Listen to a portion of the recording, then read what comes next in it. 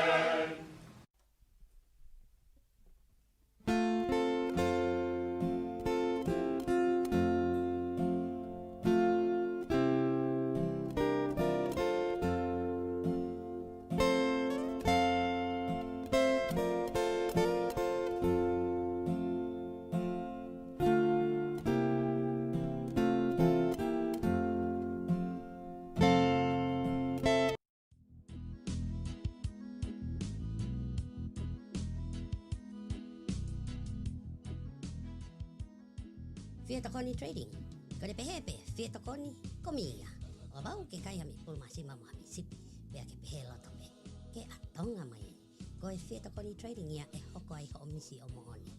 Ko haka peha o kiki o fema ke ave ki ha family te matampu te matiliwa ke a o ke fresh pe haka ke fresh o ma o ke fresh. Mali e ko espeso ko i taini mi. Ko ki panga te au US ki e fu wa moa e kilo e tanima. Fu me sipi kilo e wa mo fu me pulu kilo.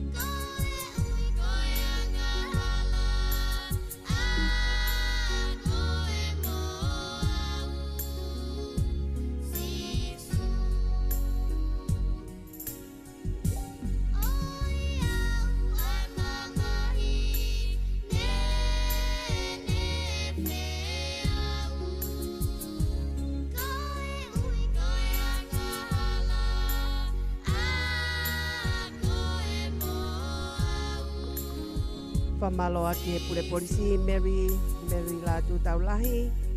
Ngā we lahi e pae ngā Vake Tali Folau pahe poki i ono share e tau pulo kalama e pōpongi ni. Whamalo whoke ni ka merisi milai si kau mai pe mono share e pulo kalama o whake te ngata o Samuela si milai koi family ki e Bay Area. Si rua ki moana tau whawola kunei heni whamalo ka te koe tokoua si kau mai o whake Hawaii e waniwa ke tangata ko Vailala wola te moi family ke Bay Area ka te ke tangata ko Prince wola whamalo te ngai tokoni mangai ofa ko toa pe ki he tokoni i ai lotion moi lolo kakalai te au i he loto hounga i a mooni kakala o tonga kunei heni whamalo to ai kau mai pe foki ki a fleti po me e kunei heni le pehe ki hono beautiful wife ko Lori po me e ki Fontana whamalo atleti ai kau mai pe mono shea e polo kalama ka pehe a ngai ofa ma ngai tokoni mo e fua whatongia i e siasi ka pehe foki he whamiri ko whātu ki he whanau ka pehe ke whamiri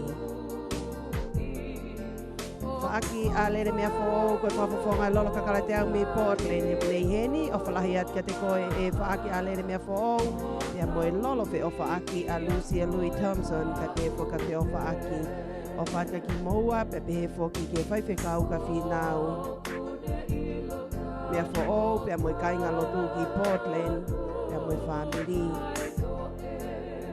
Sonas po me e nei heni whamalot sonasi ai kau mai o whaat ka te koe ka pehe whoki a eita po me e tamare pe moe family pehe whoki a Alani Laione pe moe family ki he Bay Area whamalo atu ai kau mai pe mhono shea o e tau polokalama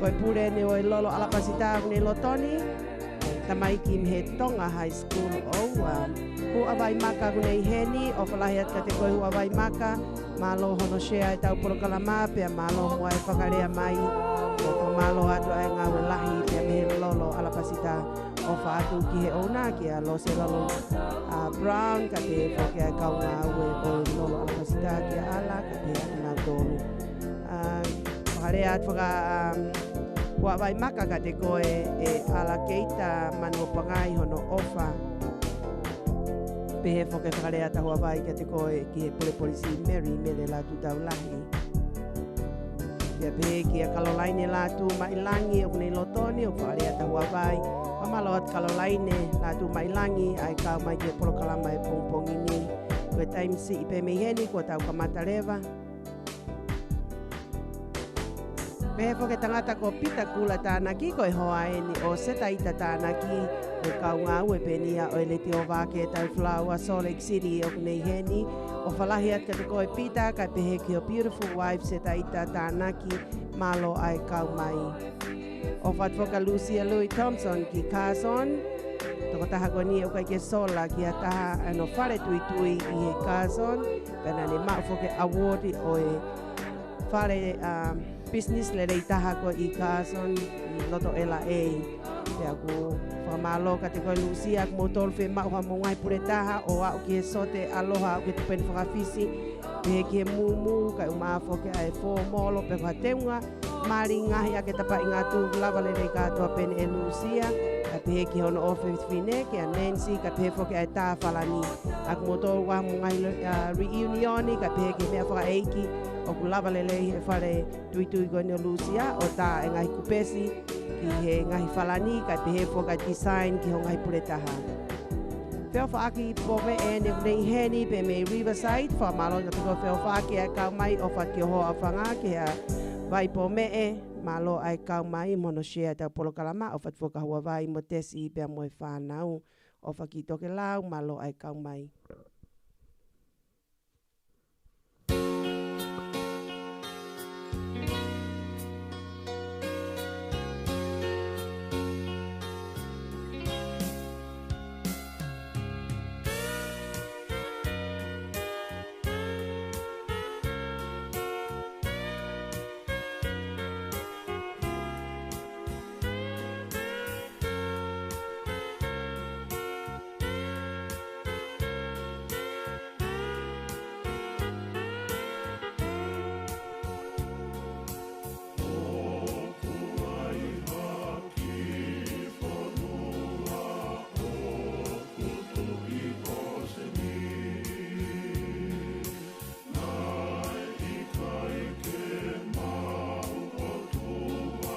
At whoke a silua ki moana tau pauola o hello atu everyone i he paenga o Vake Tali Folau Pamalot whoke a Esta Teila Maile i he kau mai ki he polokalama koe whawhawhonga eni o e lolo kakara te au pia mo Merisimilai pia mi he Bay Area malo ai kau mai o whaki he tangata korisimoa hiki fo maile pia mo e family ki he Bay Area pe whoke a tarekita e lolo kakara te au latu manu ki a wakau o whatia te koe o pe mo mau ha hori te ki e fia e ngahi matatahi o mo bebe ewa ki ai pia mohoa o whanga paula wakau pia mo e whamiri ki siaro malo ai kau mai malo ai ngawe lahi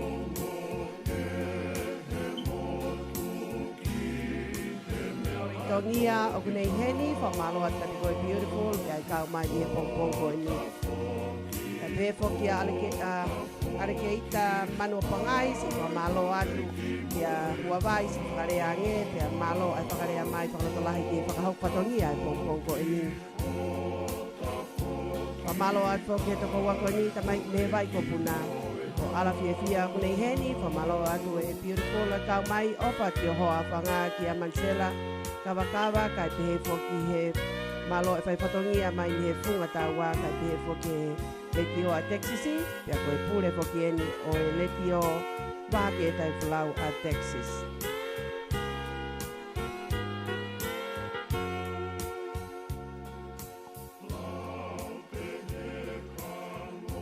Malo moe la maria ho eki pia lelea tonga moe vulangi kotoa peu tau usia mai ai pongpongi whakakoloa koe ni, pongpongi whakafoofa ni California. Koe pongi hono aho hongo fulu maua o Sepitema o e uawhe ua noa. Wane awhi whoki na e whakamanatu ai, po whakailonga i ai tau e tahahiwa. Me he aho koia na e whai ai hono lavaki o Amerikani.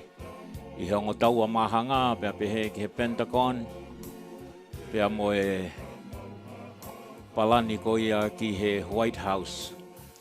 Tau whakamalo pa tau whakawheta i pe o tau ke iau mai ki he ahoni. Au ki motolu na mo tune in ne awhi ki he polakalama koe ni a whi unu koula e Tonga. Na e whakawhoki e tau manatu ki he aho to tonu ko ia. Whanongo ki he wheta aki holo ai Control Tower. Pea mo e pailate o uluaki waka ko ia na ne tui i ai uluaki taua mahanga. O au ki he motu mai a whetu utaki koe tai mia na ne tui i ai.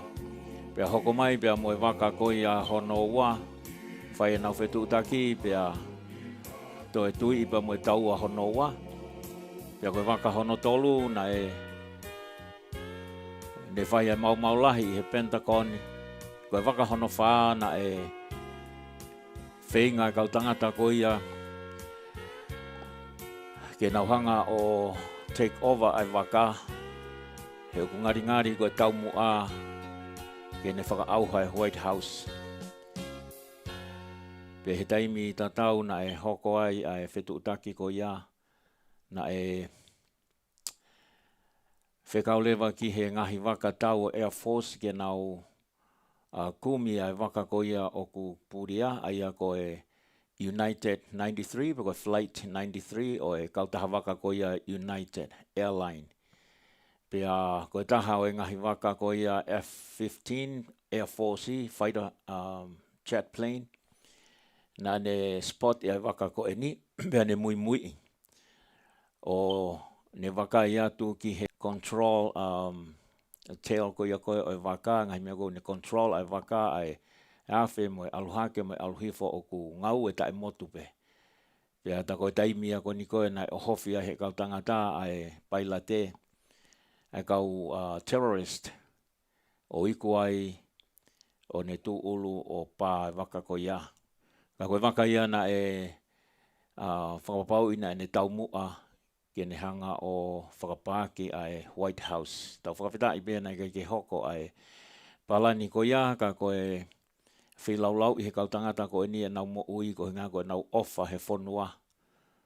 O koe ki nau loto ke hoko ha mea ki he White House. Ke hui mo tōna mo tune in ne awhi na e o atu kakato ai ngahi wheta aki ko ia o au ki he waka whakamui ko ia na e pā i he whetu o Pittsburgh. Ke hoi ki makainga o ku tau whakawheta i kotoa pē ki o tua e tau au mai ki he pongi ko e ni. Hange koe anau whakahoko atu ane nai, koe pongi tokonaki e ni kona ahongo fulmaua Sepitema o wawhe ua noa.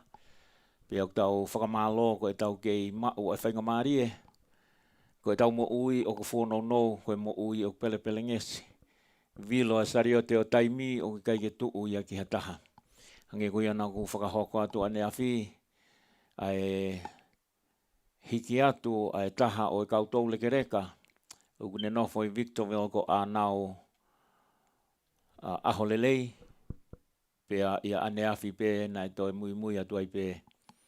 Ahono foha o taha pe. ko tuifua ai au iloa ko Iseleri aholelei. E toki o atu ai ata o e whae whita koe ni ka koe taha o e koutou le kereka. Pea pehe ki hone tamana e taha pe ko Iseleri aholelei koe tangata o ku iloa i he mala ai oi fia koe tangata fia. Bena e fia pe tangata koe ni o aloa o ki he aho whakaosi o ene mo ui. Ka koe whakamanatu mai ka te ki tau tolo ho ki mo ka inga. Koe ki tau ilo ai aho. Life is very unpredictable. Pea koe iai o tonu ki tau ngawe aonga aki. Whakatawangi pe koe ahoni te tau hanga o ngawe aonga aki ai ahoni koe alu ai ahoni kai ki toi whoki. There is no return. Tau toki whetau laki pe ki he kauwai e taha. Ka koe lotonga o tau ki mao e whenga maari e tau ngawe aonga aki. Let today be the most productive and most unforgettable day of our life. So wish you all ai aho o ku whonu he tāpu aki, aho o whonu i he ofa, aho o whonu i he fia. Kia tiki mo tolu mo ngahi whaamiri, pehe ke whanau mo whangamokopuna. Whakatawangi he o tua ke ne hanga whai tāpu e kina ki mo tolu mo whare. Pea pehe ke ne whakaola e ngahi ngau e homoni ma. Pea ko hea pea ngau e o ke whai. Whakatawangi he o tua ke ne whai tāpu e kina, e ngahi ngau e ko ia, ko hia, ko e taumu a katoa pe ki he whaamiri. Ke fua e whatongia i he siasi, whatongia i he whamiri, whatongia i he whonua whoki. Tau whakawhitai ko toa pe, ko hia koe ne kei whakalako i whia leleia e ne awhio koe hau o Tonga, King Charles tu Powono, pea pehe ki he tahine kuini na naspau. Hange koe himi ko ia na tau whanongo ai, o malui atu pou. Koe ngahi himi ia o ku whai ai a hono Korea e ne tāpu aki maho tau ki whonua. Pea whakatawangi pe ke kei malu ai pe ho tau ki whonua. Me he ngahi whakatu tāmaki kotoa pe. Ko iai ho eik makainga. Whakahoko whatongi atu e ni pea mei Los Angeles, mei Hollywood, California, ko au se mi spome. Pea pehe whoki ki he hoa o whaanga. Kai ka hingo. Lindsay takapau tolo po me Ko ia ko Lindsay takapau tolo po me. Ko ia ku mai heni ke whai whatongi atu ma ki mautolu. Loi pe ia ku kai ke ngalo ho hingoa. Ko ia mai heni ke whatongi atu ai paenga Vake Tali Folau aki ai polo kalama ko ia o kumo ilo i koe whe unu koula ai Tonga. Ko haka whe unu koula ai Tonga Lindsay. Whakamatalangi ke whanongo mai kau whanongo ai paenga. Neango pena i kai ke upoto he lalanga ka te uki vai pe ke whe unu koula i Tonga. Mari. Ko kore pe ke hufanga ngai whakatapu ko os whakahoko atu he hoa whanga se mispome e. Kai ata mo whini motu atu ani ke ukau atu i he whakahau whatongia e haoni. Pea ko whakamalo ke tamai he wani e ne tauhi mai e tau mo ui tau toi au si ai pong whakahau ofa ko eni. Ko misi whoki mo tolo e whangatoko ua kai pehe ke whangatunga ane kuna i lotoni. I he polokalama e whi unu koula i Tonga koe mea au tausi i whia i koe whi ave aki pea ai ofa i he paenga ko ni. Pea hange koe whakahoko ate se misi i he aho ngai aho ki mua. Na isi i whakahoko ate i pea ahingoa e wha e koe ni ko anau aho lelei. Aia ku mou tolu koe ni i he paenga ku mou wha asio mau pe ke hingoa e whonuku ngungu tau kai pehe ki a kai one Tonga. O kuna kau mai mau pe i he polokalama ai reti o Vake Tali Folau koe ni ko hana tunga ane ni. Tui fua kone hiki atu aho lelei kai pehe ki he whae fita koe ni ko anau aho lelei. Pea koe hange koe whakahoko koe se misi koe tangata mo i fia eni. Ka koe ahau ni o ku tau fia o ku ave taha kai tu koe taha. Ka ku a koe tau mo ui i he ia anau pea pehe foki ki a kia tui. Aia ko Isileli. O ku kau mau pea Isileli e whaavahe i he reti o Vake Tali Folau. Pea ku tau misen se misi koe taha pe eni o i whaamiri o i Vake Tali Folau. Ai si i whaamiri ko ni e nau support, pea nau kau mai i he paenga o i Vake Tali Folau. Pea na isi i lava mai whoka Isileli ko maki apno fo anga i he po moni te wike ko osi. O si i pu i ai pea monho au whaanga ke whai e ki ngā ue ke ki ta o wala ke whaafolau. Pana koe tolu hengengi au si tuki mai a Isileli telefoni mai koe ni kune drop mai ki apini. Ka aku na nesi i vili foke ne whakatau ai mea mirimiri ai lolo kakalai te au pana e whakatau he wike ua kua osi. Ta koe ko ilo i he tangata ko e ofi no taimi ona ke folau hola. Pea mihen pea koe ofa lahi pea moe misi au pito tangata ko ni e ni hanga whakamawhana i mau pe ai hulo hula ka pea whainga kātoanga pe o ki ai toko taha ko ni o hange pe ko e nau fine eiki. Neonga ne tau lekereka ka koe ne tāpe whasi ko whakatau pasia a nau ahalele ia. Pea koe e ofa lahi ka te nau aku na mua atu ki he api ko he vani tai tani mai ki tau tolu ka koe ki tau tolu e ni tau loto ki tau fou atu i he hala tatau. Pea kuongo i he whiunu koula e tonga ai ongo au nanga koe ni ka pehe ki he foha koe ni pea moe toko ua ko tuifua se na mawahe atu me he kau when ai Vake Tali Folau. Kila i koe o tonga whakamatala ko mana tu i lelei a Isileri. O hare peu tatangi a telefoni. Ko Isileri wahe mai. Koe taimi ko toa pe o tuku atu aha mea ke whaha wahe. Ko pau pe ke tā mai a Isileri. Se misi ko tā atu pe ke o wahe atu i he kawe inga ko ia o whaikia ia e pōtala noa. Ko tangata o manako ke ne kau, Pea pehe pe i he hulo hula o ke manako mau pe ke hanga taki ai fia. Pea toki tuu atu. Mari mau pe i he taimi kotoa pe ai fofonga o tangata kon ko tifua e hanga pe se misi anai o toki o atu. E toki tuu atu ai pe kakai o kau he hulo hula. Kako tangata ini tā pe whasia ko tu ifua pe ia kui loto ai ilo ko Isileri aho lelei. Ko tu ifua he turiki koe ko au e ta whae. Pea oku kai ke tokanga Isileri ia pe koe hasio mai kakai ai pe ene ngahi mua na ia. Koe me aia oku i koe loto tau ataina. Oku tala mai pe Paula koe aia oku nerea i he totonu moi mooni. Oku ne mao ia a loto tau ataina. Pa koe aia oku loto tau ataina. Oku ne mao ia mo ui oku fia. Oku ke ilo se mise wai toko tahi lotoni he paenga. Oko ilo i oku tatau ene mo ui.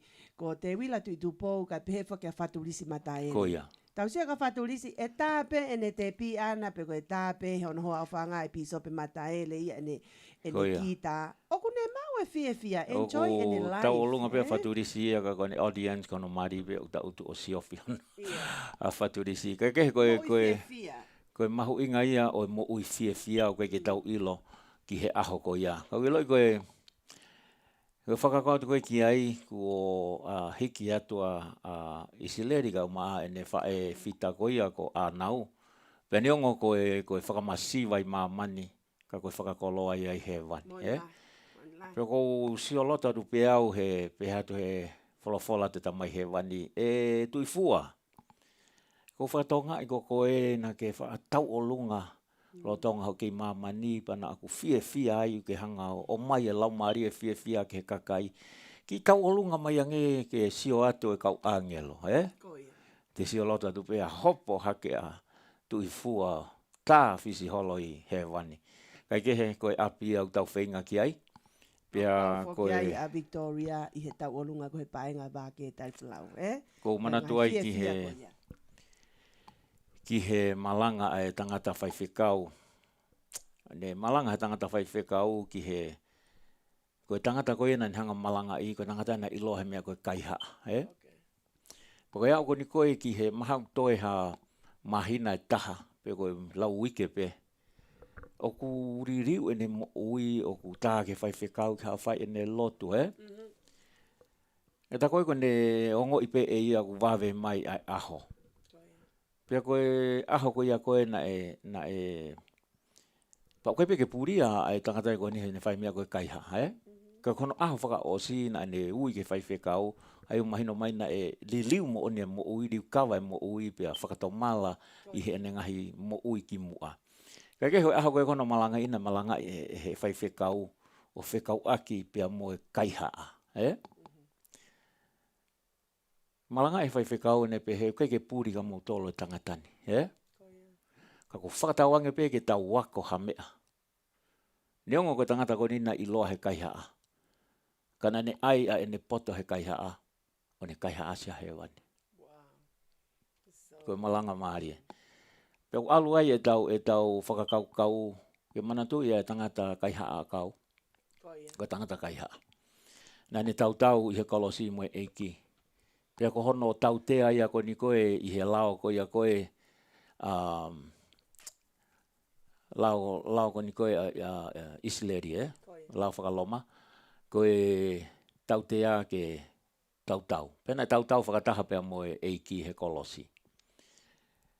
Pea kono mo ni koe hia a tangata ko ni ia o kufu ua uia ke tu unga kovi au pito. Kana e hange a tangata kai haa ko ni koe tangata kai haa ko ia na malanga i ko ia whai whekau. Nane kai haa si hono he wani i he lau sea koni pe. He ne kore atu koe eiki koe ka hoko ko pure anga pa ke mana tu iau. Pa koe wholofola koe eiki te ta i pala taisi mo koe he ahoni. Mahalo na e lau miniti pena ia o hou kana e lau miniti pe koe lau sea koni ne whai kore ko ia. Pea hoko ko ni koe ai hono tamatei.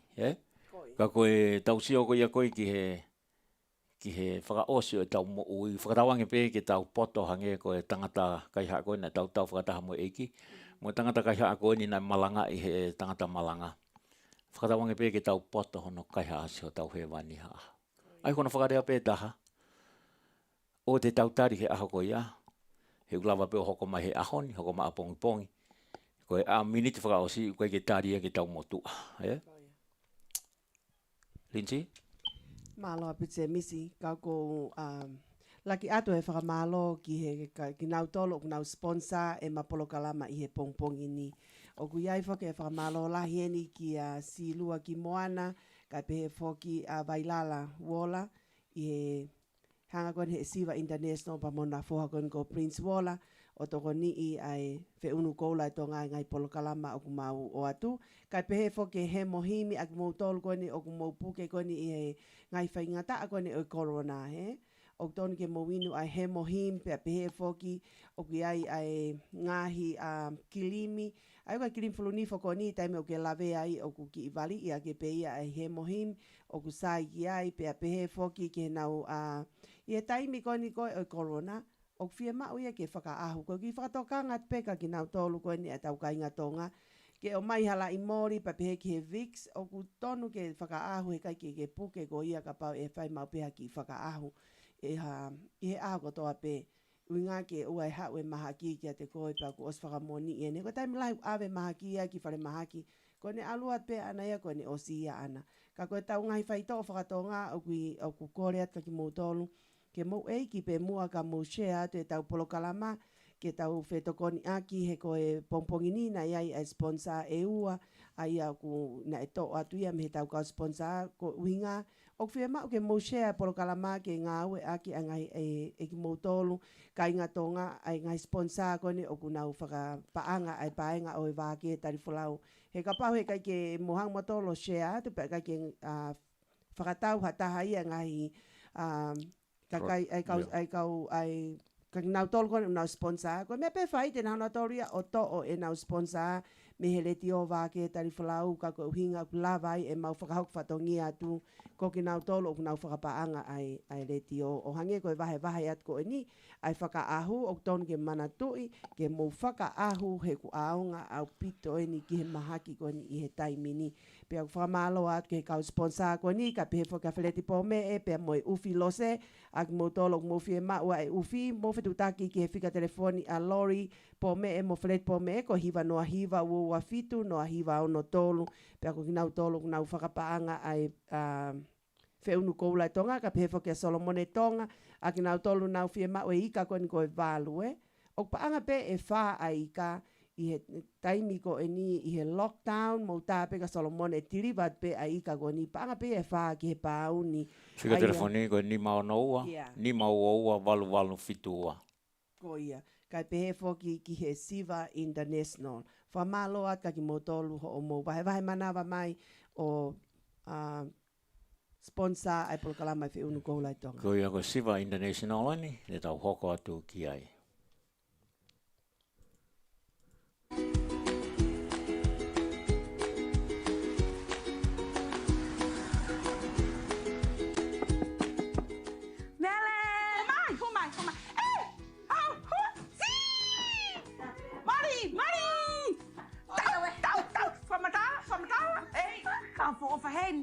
le neu alo mau e no pako ara tu ki ai te ai mo e va ai ai siva capital ko siva store ma o ngahi versa ma ka hoa house ka fofa ka e ma o me te online mele ma o me fare kon na aro ki ai ma ko no he vai pena to e va ko siva store he vai ngofua te tala pe o tape tai mini I kai ko fare ia ko o wola yes wonderful la ve que tanga o tape online ni patalele va piki ai foi hau ko ai mo foi ka hoa ko www.shopsiva.com makai le ke e ma website I pe ke tori mo fili me fa hinga ke pe o kato la lahi mo iki la nu ke ma o me ai hau I klas ke pe tau te fito ki ngai te sairi fa pasifiki iwe awe te ke ma watu mo mata sio ata ya fa hinga klasi fa hinga lanu fa hinga style pe tori mo fili le va pe me ai o te ke toi tatari hu le ke www.shopsiva.com tau Siva store ki ai Siva store ki ai, oua. Ko ia ko e Siva Store, ko e whika telefoni, ko e taha walu no noa, ono no noa, fitu wha walua. Taha walu no noa, ono no noa, fitu wha walua for our non-Tongan listeners and viewers. If you like to shop from Siva Store, the phone number is 1-800-660-7482, 1-800-660-7482.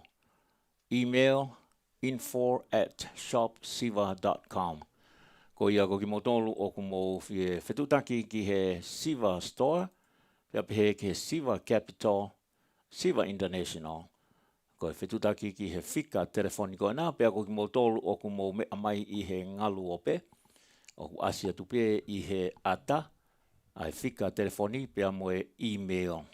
Ko warehouse for ko ni o ma watua e matasi o ata ka peke ngai makeup peke pes manulua ka uma a fo ke ngai siweli o a u peke ngai sei kalasi ke o ku ma watu pe mo e nia I he Siva International o kai ke ha me ta e ma u I he warehouse kon ai Siva International he Io pia ko e taha o e mea whakahoko mai he silua ki moana tau whawola ai talanoa o alutakai holo o ku tāpuni ai warehouse a Siva International o ne whakahoko mai o ku ikai ke mo oni a talanoa ko ia. Ko e ta ofi whakataimi ai live atu a Prince Wala ko hono hinga u whia mao ke up to date ai ngahi ota kotoa ko ia o te kia ke tiliva. Ka koe talanoa ko ia o ku tāpuni ai warehouse o koe talanoa ia o ku mo oni. O ki lere pia warehouse pia o ku whakahoko mai e he silua ko e whakahoko ia me he ne tamasii. O ku ikai ke tuu, mana tui o kai koe live pe o ku mau ai a ene kau customer. Ko ene kau customer na a ia o ku mau I he email, o ku mau he fe I he website ko ia a Siva International. Pe o kai pe ke tuu ai ota ia. Ka koe ngahi ota ko ia koe maka tuunga I he ene live, pe he foki ki hene ngahi giveaway.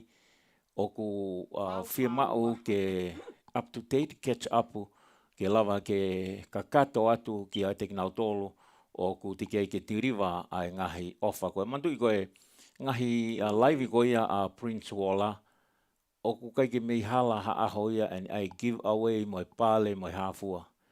Ka koe ne live pe o ku ikai ke te whakahoko atu ka orewa ke up to date. He ukai ke tuu mo ngahi o tā ia I he website o ku toi tāna ki pe o tā ia I he aho ki he aho. Ka koe o kore mai e silua, wha e koe ni ke whakahoko atu, ko talanoa ko ia o ku tāpuni ai warehouse, o koe ka talanoa o ku mooni. O ku kei whai pe ngau e warehouse ki hono whakahoko o ngahi ota o ku I he ene live, pe pehe ki he ngahi ota o ku hau pe ia website. Ko ia, ko motolu o ku na mo mao ai ngongo ko ia tāpuni ai warehouse ai Siva o ku ikai ke mo oni o kei lere pe ai warehouse ko ia ko e o live pe a Prince Wala o ku ki ta ofi whakataimi kai catch up. Pe foke Prince Wala I he fo itu waki fo o goni ai Siva se misi o ne to o mai fo ka kai to lahi me Australia He? Koia. Ka kui kai ne ke lava e ia hono hange ko lau, hange hatahi ai ota ia ko ni hip. Ai ane maa pe mo ne pau mo ne vave, he? Koia. Koia kore mai pe me he whae koe ni, mea si lua ki moana tau whawola ke oa mua ai ave ai ngahi ongongo o ku ikai ke mooni. Kai ke he koe lolo kakala te au, koe taimi ene o linsi, pe ako pe hatu pe time outi, pe koe time outia. Nga ko time... Mau katoa e hawe a honi.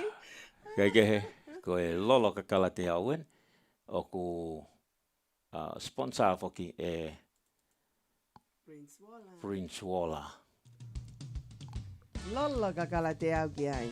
Koi ia pe a lele mea fo, pe whaka esta teila maile. Pe whaka meresi milai, wal. Te wila tuitu pou. Io koe tahine na a latu, une whakari ari atu ai matasio ata. Koe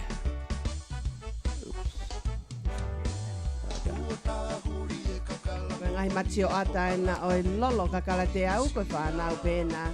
A latu manukia huakau pe pehe ke tangata ko Paula. Huakau o kina motolo i atu ka koe tare ki tae na ko latu manukia huakau mon hoa o whanga tangata ko Paula huakau me hala toa mui oua. Mak mo mamata mai o kuiai poke a ngahi peni. Ngai polosi ko ni ki he vali ake a ngahi ke mo whakala ilonga i aki. I he taimi afu ko ni o ku houa e whaavalu he kai peke mate ia.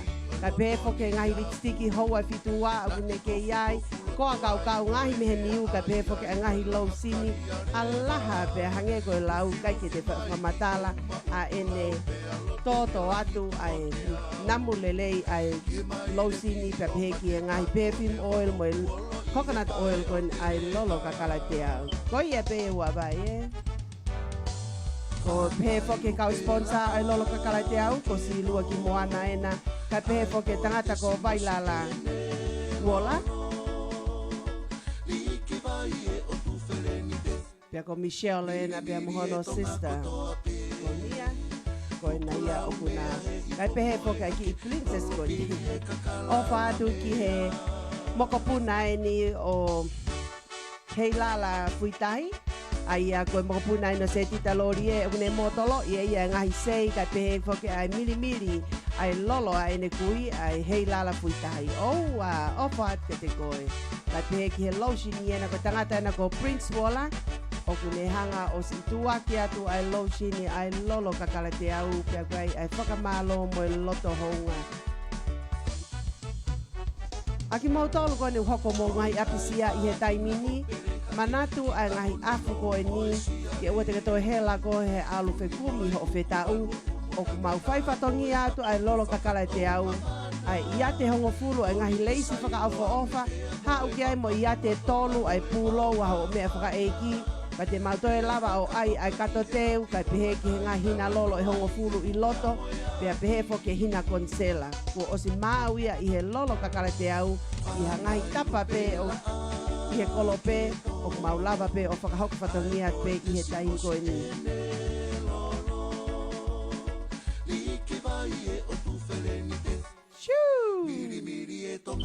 Mili pe koe lola kakala te au kai o ngoi pe ko ke lata i he nofo mamani. Pea te ke o mongo i lewa te ke. Io koe kau whakafofonga me ngahi whi tuu ke o pasa pea me i Salt Lake City.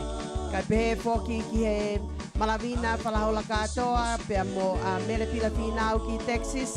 Kai pehe foki he Portland, ko a lele mea fo'ou.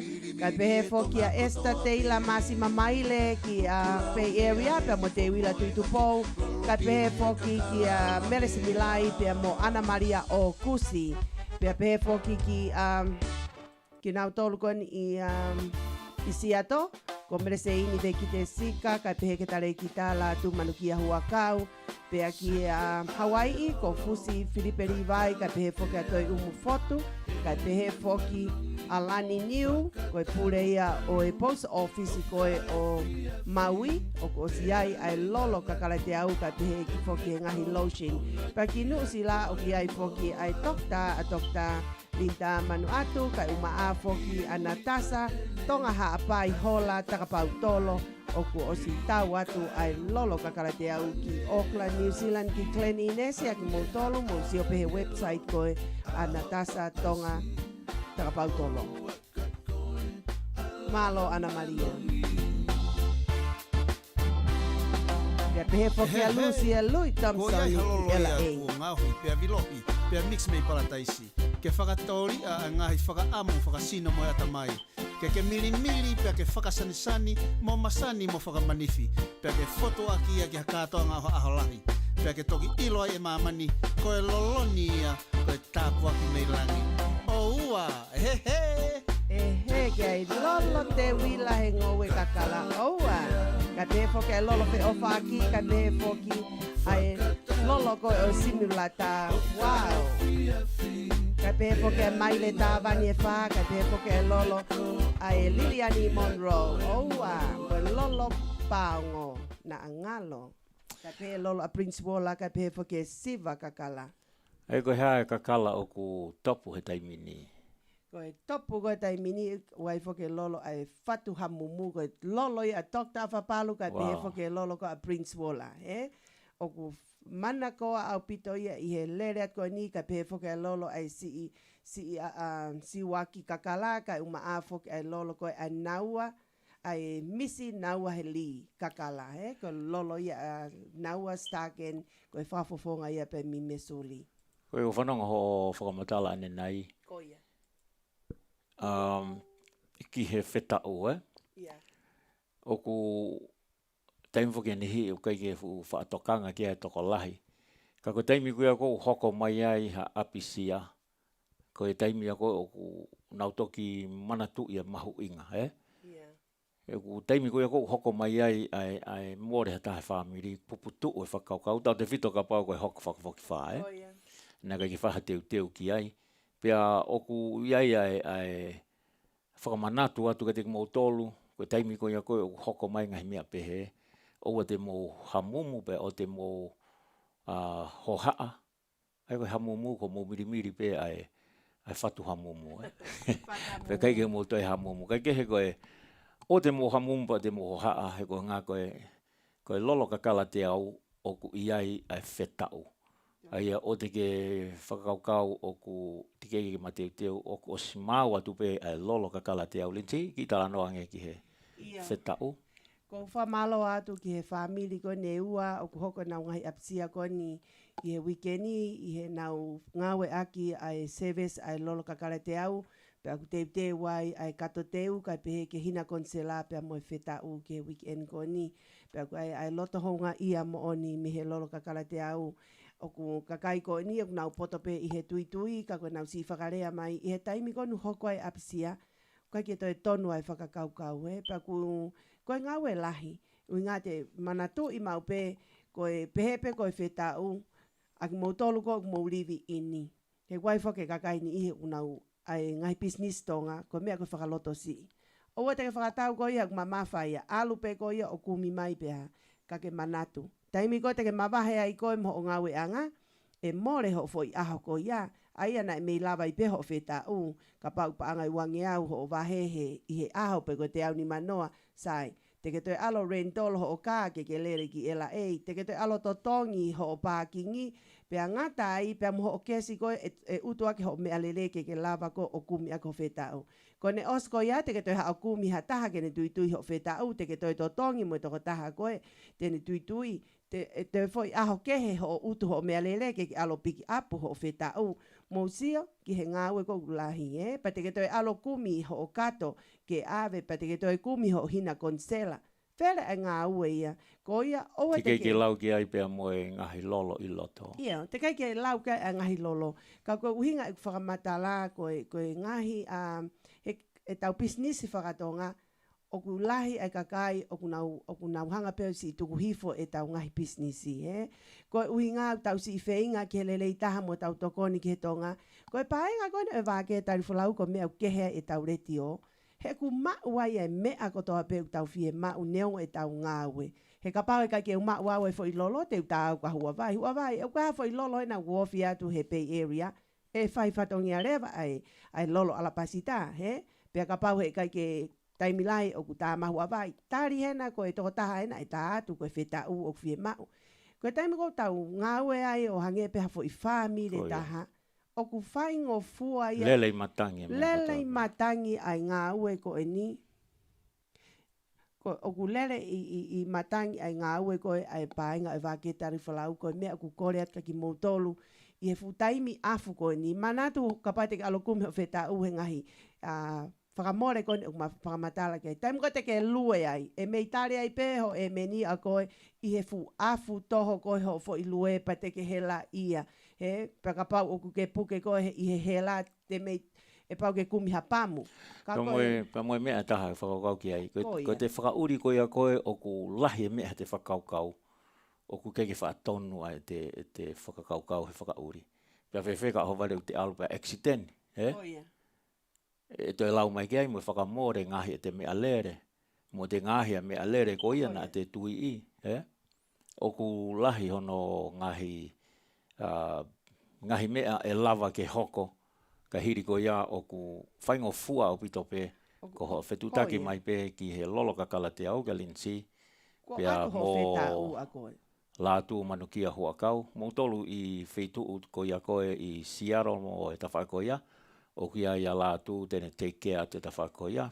Pea koe uhinga e koe nau si talanoa na i hene ai pekia a Isleri koe ni i apini. Ko uksi ngā wefo ka koe tāma ia koe fie mau ta avala i mhe Bay Area.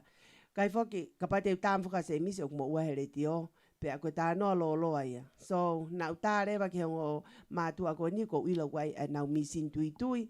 O na lava mai ki apini. I he anga koe whetokoni aki whakatoko ua koe ni aki tautolu i he paenga o e Vake Tali Folau. O na o whakahoko i pelu koe ni ta avala o si pea kore ke toko taha ke alo meiri. Mousio, o ku ikai ke whaingofua ai mea koe ngā ue ka koe sevesi aki nau tolu ko nau whakaanga i koe pehe ko o maa i kai.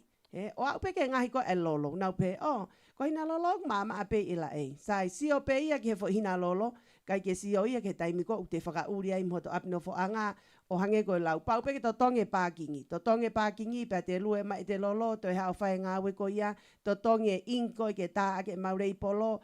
Oku lahi e ngai ngā weka koe whahinga kore ata ki motolu kakai tonga o mu whakaloto sii pia na mohango tuku hifo e ngai si pisi nisi aki nau tolu koe ni i he reti o Vake Tali Folau kai ka hoanga i oku sai ka paupe koe ki ke whakatau e koe ngahi mea koe na utu uaki atu i he Vake Tali Folau pia hange koe lau koe ki atahia e ita atu ka te koe ka koho toi hanga e koe whakaloto sii koe kakai koe ka hanga i usai ka ko ia u kore at ke mo share e polo kalama i he futaimi afu ko ni o fie mau apito ngai service ko ni i he Vake Tali Folau he ku mau ai mea ke se misi i he i lotoni o hange ko ni ko warehouse ko ai Siva International ke fie mau hao haku fie mau hao sei fie mau hao siweri fie mau hao kaloni ma o pesi o ku ke look $1 million pe ko ta pe ko ka Prince Wala e mau ka to pe ngai mea ia ko ni me no warehouse. Whakamalotu ki a Huawei maka e wahe mai, mo one o pito ko e mate hoko mai ku hangi ha mosi. Pe au whema o ke lelei pe ho tau loto he ngahi ahoni, mo one au pito. Ko ia he oiki mo ka inga o ku whakahoko atu ko e ni ko e tokoni, ko e taimi ko e hoko mai ko e ai apisia hataha o ku pupu tuu e whakaukau. Pe a taimi ni hi ko e ke whaatonu ka e misi ko tama yena. Ko talo e mute ko se misi en telefoni. Okay, o kai me ana ke se misi. Asinga ko waya ne to o ya linsi fufu. Ko lau se misi o fia lau e matama e ne ka ko ka mute e ko. Malo mo lava mai ke painga Vake Tali Folau. Malo le tomo si se misi po me e pe mo linsi malo na ue. Malo Ana Maria o kusi Ana Maria o kusi malo mo tau mo e pongpongini. O ia malo au pito e fai tau ngā ue ko e tamutu pene whanongo atu ki hono. Tu waki e tau lolo kakala te au. O ia Ana Maria. Pea koe mea i ku fai atua e taha ke fai ha lawe atu pea moha pou atu ki he mea ku whakamatala he e tahine o una. Malo. Ko e uhi, ko e whakakaunga tā maki he kaunga ngā ue mo kau whewhine o kumau. Kaunga ngā ue pia mo lingsi, ko e ouna ia lolo kakala te au. I he tasa aki kehe mo e ngai state kehe o Amerikani. I he uluaki me a o kuta teke to e loi a e kutala noa pia mo e poupou ke ngā ue.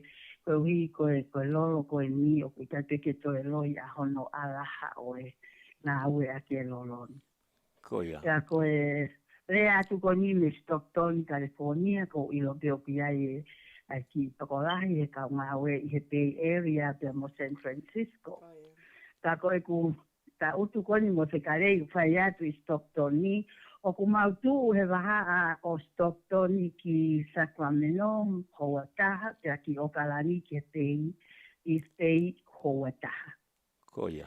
Ka ko e tala noa ke lolo se nisi, o ku i kai ke to e loi, pia mo whakamatala kona ku whai e lingsi ko wausia, a neongo ko ki ko mahina ko ngā ue ke lolo ka kala te au i Stocktonini, ka ko ngā ue lahi. Koia. Pea o ku iai mulu ngai whakamore, o hange ko mea kona pusirawa ke a lingsi, o kai ko hange a whaingo fua, kai kehe ka pau o ku osi papau a tolo toke te whaiha ngā ue o hangeha pisi nisi o pau te tau kalu se whai e tau mo ui e ngai tapa keheke.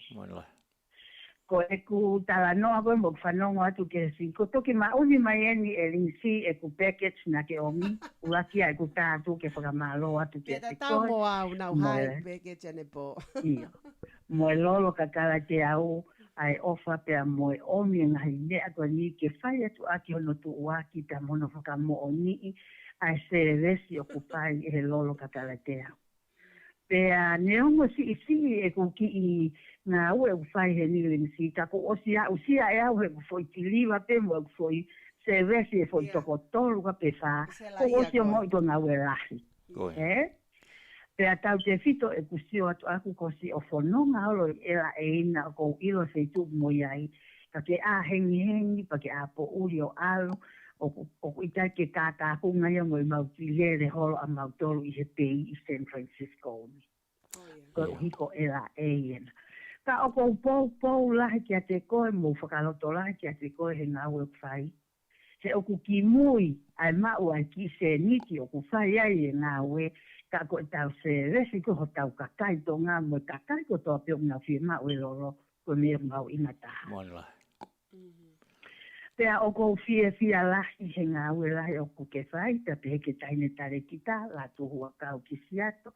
Pea mo toenga kau fe fine na ko misi au pito ki motora ni po he kai ke tau por kalama ni po ko ino pe o kai mo ua tangata ko siwaki pea me he aloha len, pea ko kai ke u whaatatari ke whai morere a hoia ke au ke whalai te kau, ka tau ke si o whaki. Ka koe uhinga whakatala noa atu ai te i he pōpō ke ngau e whai, na a whai ko pehe, na aku kau moa wai rinsi e kusio atu ka pau te u ota pa te omi, te au nofo peo fie maria tari i api, ai whaunga koe ngau e o ku whai e loro kakara te au, kai ke uhera hau. O nofo pio tari, ni ongo o whakamore e ki se niti he o tātu e ku mea fie mau. Ka koe se resi mo e whakaono poni ai mea koe ngāu e mo se tūtaki he whonuani he ngahi ahoni. O ku whakaono poni moona. Mo oni, ka oku iai hono ongo sia, e mo hono taimi ke whai aki. Koia. Mōre lai. Lahi a pito Ana Maria. Iyo. Ko sia ia o ko mau he kusio atu ki se resi o ku whai he kau whitini, tau te fito ki a te koe mo tare ki tā, hono whakotutu e ngā weni, pea mau whina ke mau mui i tonu ai ngā ue o ku ke whai te te heke tare ki tā, koe uhi, koe service o tau whai he koe mea mau ina ai customer ki ha whahina mea o ku te whai, koe kakai mau ina ia. Koia. Mōre. Koe whakarea atu ringsi mo se misi, koe special ni, ai ki lolo kakara te au a Stockton ni whatu meirani.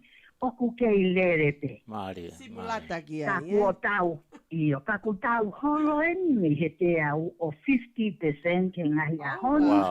Koe vesa uno, pea mo eku lolo, ko i lolo e wha, na ku ota e ku fankinge si hina ki era e ka ke ma uma e ku hina fo la lahi ka nai pe fanki hina fo ekipa ko ai fo ilolo e fa mo vesa uno ki tola e mi manoa Wow, whakalata. ko e lolo ka kala te au ia a fatu me la ni Stocktoni ke tuku atu he ngalu e amo ngalu ope o ki ai e ku ki i ota o ave ki Hawaii e fanki me ke tokon ke fanki package koni ka te ke tau mai ka ko pou pe te au ki he ngā ue mo se resi a lolo ka kala te au o fa pe e paenga pe a mo e matanga ke nau mahino i a ne ta uhinga ke ai ringsi ka ko se resi ko o tapai he kai to e fai hano tuku ko ke pe tapai mamani ke nau fie mau e fai e se resi ke le lita o fa ka ki moa mo ngawe malo au pito e mai e fai ngā Maria ki Stocktoni. Malo ana Maria. Malo ana Maria pe malo ai ngā ue lahi mei hena e whafofonga. O wha ke tangata ko ariwa pe pehe fo ke kau whai kawa ko hea kone. Io ai kolo kakalahe kuna uke he simulata. Mo ai lolo ko ia Stocktoni, ai lolo kakalatea wa Stocktoni ko simulata se nisi kome, Simulata ki ai. Simulata ki ai mo mei osi hoko fungi la ke lia te Lucia Louis Thompson. Ki whamalo pito. Vale au pito. Malo tu ana Maria e whaifatongi a mai pe me Stocktoni. O ofa tu ke te koe papehe ki he whamiri. O whalahi aki a moua Koia. Koia hoi ki moe ka inga koe special o koia koe a Ana Maria o kusi. Vesa uno. Koe mea koni koe o ku whakalata ai.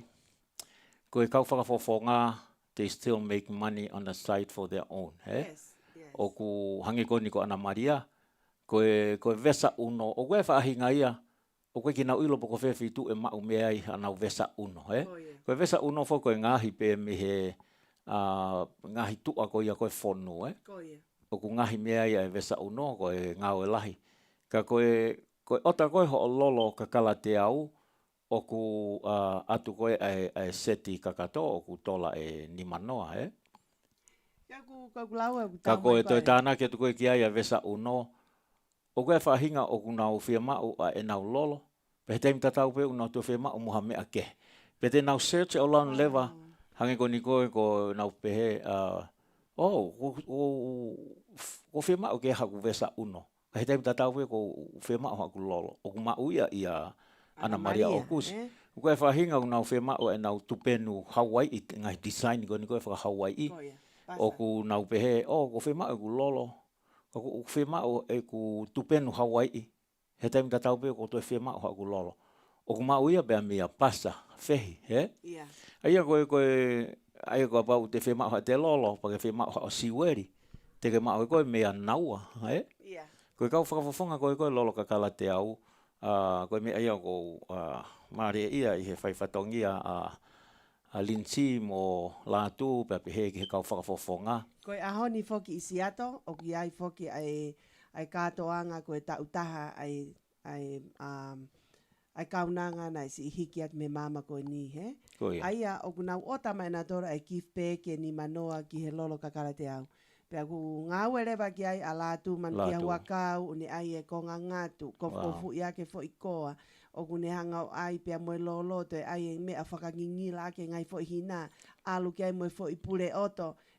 Kau e mono tu waki atu tau whonua. He foi pule oto o mamafa, Io, one whai tā i mai, o te alu hake pricey ia pia moe te sio koe ki he quality koe o mea, oku look expensive e mea i he ngāwe e kau whewhine, O hange pe koe ngāwe koe a Esther Dela, masi mamaile mone whanau, oku nau kofu i ai e kifpe ko ni whakali i pine, Pena wango whakatu utu koe ni i he nima mea a koe ai whanau, o kui kai koe kau whafofonga, ka koe mea kou si ofai, o si i ala mai nau whanau, ka te o nau ngai hoa, o te kau mo si i nau ngai hoa no tiriwa o lolo. Koe mea ne tahana u whanongo nei, ia tahana ne whehu i ke taha kau whafofonga. O ku mauha mou se niti ho mou ngāwe koe ke lolo kakala te au. Pako tupe mahalo koe tari eni o ku o atu he ahoni. O ku ikai ke totongi atu e linsi a ho hatola ka mou tolu. Ka ku mou make me mou tolu ho mou paanga whakataha mo whakafofonga I he lolo. Koe mea peo ku whakamanatu atu ke ngahi lolo ko ia o mo whaaho mo gift bag. Ke I ai pe ai loko ko ia ai lolo kakala te au. Loko ko ia lanu mata ai ana e ngahi e Dr. Afapalu. Ko e loko ko ia whaamu ke I he hina kotoa pe o ku awe aki ho mo gift bag. Whamalo at whoki hen ke taha ene o kau whafofonga o lolo kakala te au. Pea pehe whoki o kune whafofonga I pepa mo lolo alapasita. Kai pehe ki he manongi o alaha lamona ta ufa eni pea me Hawaii lamona. Whamalo at e ngahi ofa kotoa pe pea kuhange koe lau kai ke toi launga se misik wononga. Ia. Ia ngahi ofa kotoa pe pea whamalo atu lamona. Ia whamalo atu Ramona ko e... Tuku Vake Tali e. Ia. Ko tipe mahalo ka taha ni o kau whakafofonga. Mahalo e lawa mai ke pāinga Vake Tali Folau, whi unu koulai Tonga. Iyo, mata mai pongpongi ni se misa molinsi. Iyo, esta telo mai le. Whafofonga o lolo kakala te au me he Bay Area ko e lolo mai le tawani he whaoa. Ia. Malai tau me ngā oe lahi me he feitu una. Iyo, malo esta. Iya, ko kole peke kamalmalo atu mo aheka lava ke whaata ki tala noa fia pa me he Bay Area me he lolo kakala mai le tawani he wha. Ia pagesta. Ka ki mua ke whakahoko atu ha whakalawe ko ngoi mau pia konga ia ke otua. Monila. Ko tau aha ke pongpongi ne o te teongo aki he ngā lo pepe me ngā lo ea. Tunga pia he ofa mata tātea otua. Apita. Hei kau ki ko tau lawa peke tau mata tonu ai.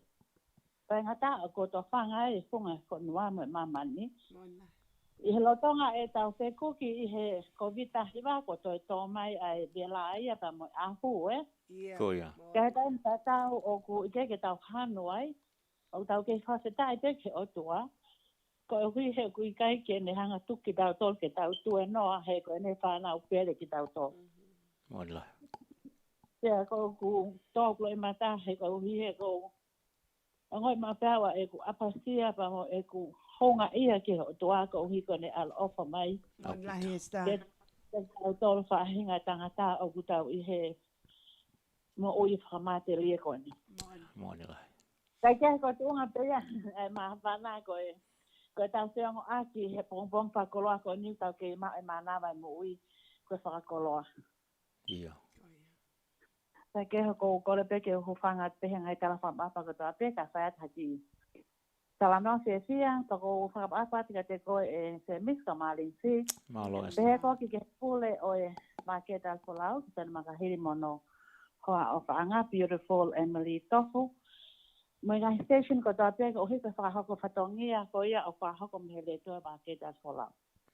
Kai kehe ko tonga ngā ue ko se unga te e ko ki break he taimini o huha ke ko whanau atu ki he beautiful voice ko ni Ana Maria. o ko sister ko ni ko Ana Maria o ko mei he kolo kakala. Ko bako keu sia la he whanau ke toko taha ko ni ko hui he ko takai whara ho ke kolo kakala. Oua.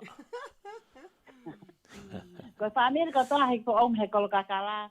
Tapululu whakawale ata mai. Monila. Ko peke ai e ko ofa. He se ni sange pe ko linsi. Whae mea kotoa kirikiri te Kiri te fua e ta linsi ke au. Kai ke he ko tala no se sia tu. He nai ai ki ngahi ngā to ota na whafolawat ki tonga eiki e. Pea ko tau poke paka.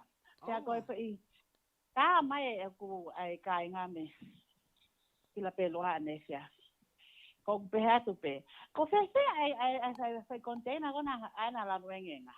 Pehe mai hok matapule. Hawe esta ute ke whakaava hake container ya. O sinamu e matoria o namu lelei. Hena are makehe pe foke lolo kakala te au Ko tā, okay. Ko mea ko fia ma okay. Ngahi ngā ota ke he te kia hi fo o me whanau. Ko au e whai puha wana ko whamatala tu lanu e ngā pimi koe na ko ha ha la ke tala mai he ku sister no masti esta ko namulele ta se ai ta ya ane si he fa no ki hana fa mata si mai e ku mata pure ai namu tamai pa ai ki foi lolo hanga ngeni I hono ni ma o wawe ke he si ane ai ko ane sia na ma se potano aki ko osi ai ta ha hen he ane ane po tala mai ene ke na mu te namlele kai ke mono manongi ai lolo kakala te au. Pea kuna ilo I foki oku atele polo ai lolo kakala mai le tawani he wha. Pea mai ngahi kakala keke. Kai ke ko tāno ke sia linsi pea mo se misi. Ko ene whaka hoko mai ko e namulele ko ai lolo he. Pea ko ngahi ko mana tui ko lolo ya ko ni o se unga ya mo whenga humidity o Tonga he. Whenga weather o Tonga. And it lasts long, he? Tolonga kuoloa. Pako tala mai hep sister no ko ai na tau e puha a ko so a hoa ke ani asi. Ene na mo te hono tua ini ma and namulele ko elolo. Pe ko fie sia ko ke ai ko tala. Okay. He ko tamai me fra hoko mahalo ai September ai ki kakai te sine. Ko ia. Ai kakai te sine. Ia. Mahalo next week or mahalo next week. Ko o si fia hangai ko lau fa whakahua nei whaatala tu e linsi. E tata mai ai whakatu uta ai lolo kakalate au se. E fue hausi ai lolo kakalate au sila perua. Oua. Pea ko mea ko whaia tala noa fia ko hi ko lolo kakalate au e kuoa uia ke loto sila pelua he. Maari. Kai kehe poki e se nisi pea morinsi ko hangai ko lau ko ilo pe whatongia ke whai. E are ko ni ai ngā ota ko ni na are pe mo ki soka moko ke a o ki hau e ki o kolo. Mare. A o ki he ka te kau o salat pe fatongia na o sanga te he whanau o ai pe le polo hanko ka wai me ka piso pe he ho mau ke tu o pe ko o si pa ko talat ane siasi sai pe he ko ni te ala te ko si mana tu e ha ke ka to le ke reka se ai pe ho mau. Ka inga to le ke reka o kuna ke la mari e pa ko e au ia ai ka ha me o fa ko ja pa anga ke tu fa ke ka to le ke reka ka po pau ka ngai ko fa tala no ko lo ka kala te au ia hai se la pelu ha o ko si ya o e se la pelu ko me ko ta he pong pong ino ta no se sia tu malo mo rin si nga we malo si nga mi hena sta ka pega fo mo fa nau ko ya Pako wongo ifo ke tala no afo ke lolo kakala. Mai le tawani fa fo se mi sange pe ku ke mea e ko malo ofa. Ai ona o mai kakala ko ni ke whakahingo ai ki family. Tu a mo masiva ko ni. Ke he uhinga fo ki he na mo mea e uhinga ko uhiko. Ko hiko o mai le David Junior i he ne class of 2020. Tau maongo I o ku mau honga ia he ofa pa mo toka I ko fai pa ko ki se na ko kena si fononga ki ha ko ia mau fia ko to ai pa hai mata te fe tu ko na pa ko wango I ko ke nga he ko ki driver ia driver ai ki se na ki he lolo ka kala te au so driver ki he moringa Pea oska wahanga he mea au fia ma o ke deliver ki he Siva International ko tangata ni o ku driver a junior. Pea kune sia ia kune sia apito ne ongo se ala whakapaya me feitu ko e na lea mai pea ne sia se tala mahana o whakateo. Pea kono mo ni ko jaha e to a ke tae tangi he lea mai whanau. Ka ko mai pe hai san lea tu pe ko ne tapu ni I pe tani. Ka ko pe mai whanau. Toko a tangi ko mau tolo en hen ko tang I o monte ia. Ka ko ki pe piu lai ko ke te spoil ke hanga pe ko ki tio I loi. Ko spoiler change junior ai. Kia mo ki miro ko fo me tau fa vale aki na wa. Ana pe ia te tulu ke si to ki na wa ka ko ki o tamai ki tau fia ngai a honi. Ko ia. Kai ke ko fa malo ke o tua ki ko ngai me ako to pe ku ne to fa mai. Kai ke halele ia pa ko ha me e sia a fa ha ko me feitu ko ni ka ko ofa matata pe o tua ku tau la ve monu ai ngai a fa ko lo ko ni he. Ka ko hanga ko sio pe ke pe he e a ko ko ngai fa noa. Ka ko whakakau hake ki whakamatala maali e koe tohi matolu, he? Ha, o kia tea o moto ko ta pe o tenga mo mawhasia. Ka te whaki ki maari e ka te moto. Ja he taim ko te ko whakakau ke vesi ko ni pa ne pe whoki e to e ku ha monga he mama pe ka venga. Ko taim ko te ko whakakau ai ku tau tu sio ki na tula whakakau wa tau kulo toki ki he chamaki foha he hanga ku. Kai ki hanu ai ka ko tu ka ke pe me ko to he asio i pe o to ai me ko to pe mo anga ta ngai holi mo anga ta whakakau a tau tolu ko ne whanau. Ka ke se mismo linsi ko kita no se sia pe ka hoko atu pe me he pe area ko ni o ko tu pe o sio ki na tula o alpe hangete o alpe ki to sai ange etes makaya ki tu a he me pale ko ni kamata pe ki te mama mai Io, whakamalo tau pito Esther Taylor Mairi e whai whatongia mai mihena pea ka pau te ki tala noa tu ki a junior whakahoka tau mau ofa ki ai pea me he whi unu koula ai Tonga o ku mau lotua atu mo e kanueiti ki ha aho ku graduate mai ai tangata hoko atu ai si whai whatongia ma tau kakai mo e kainga.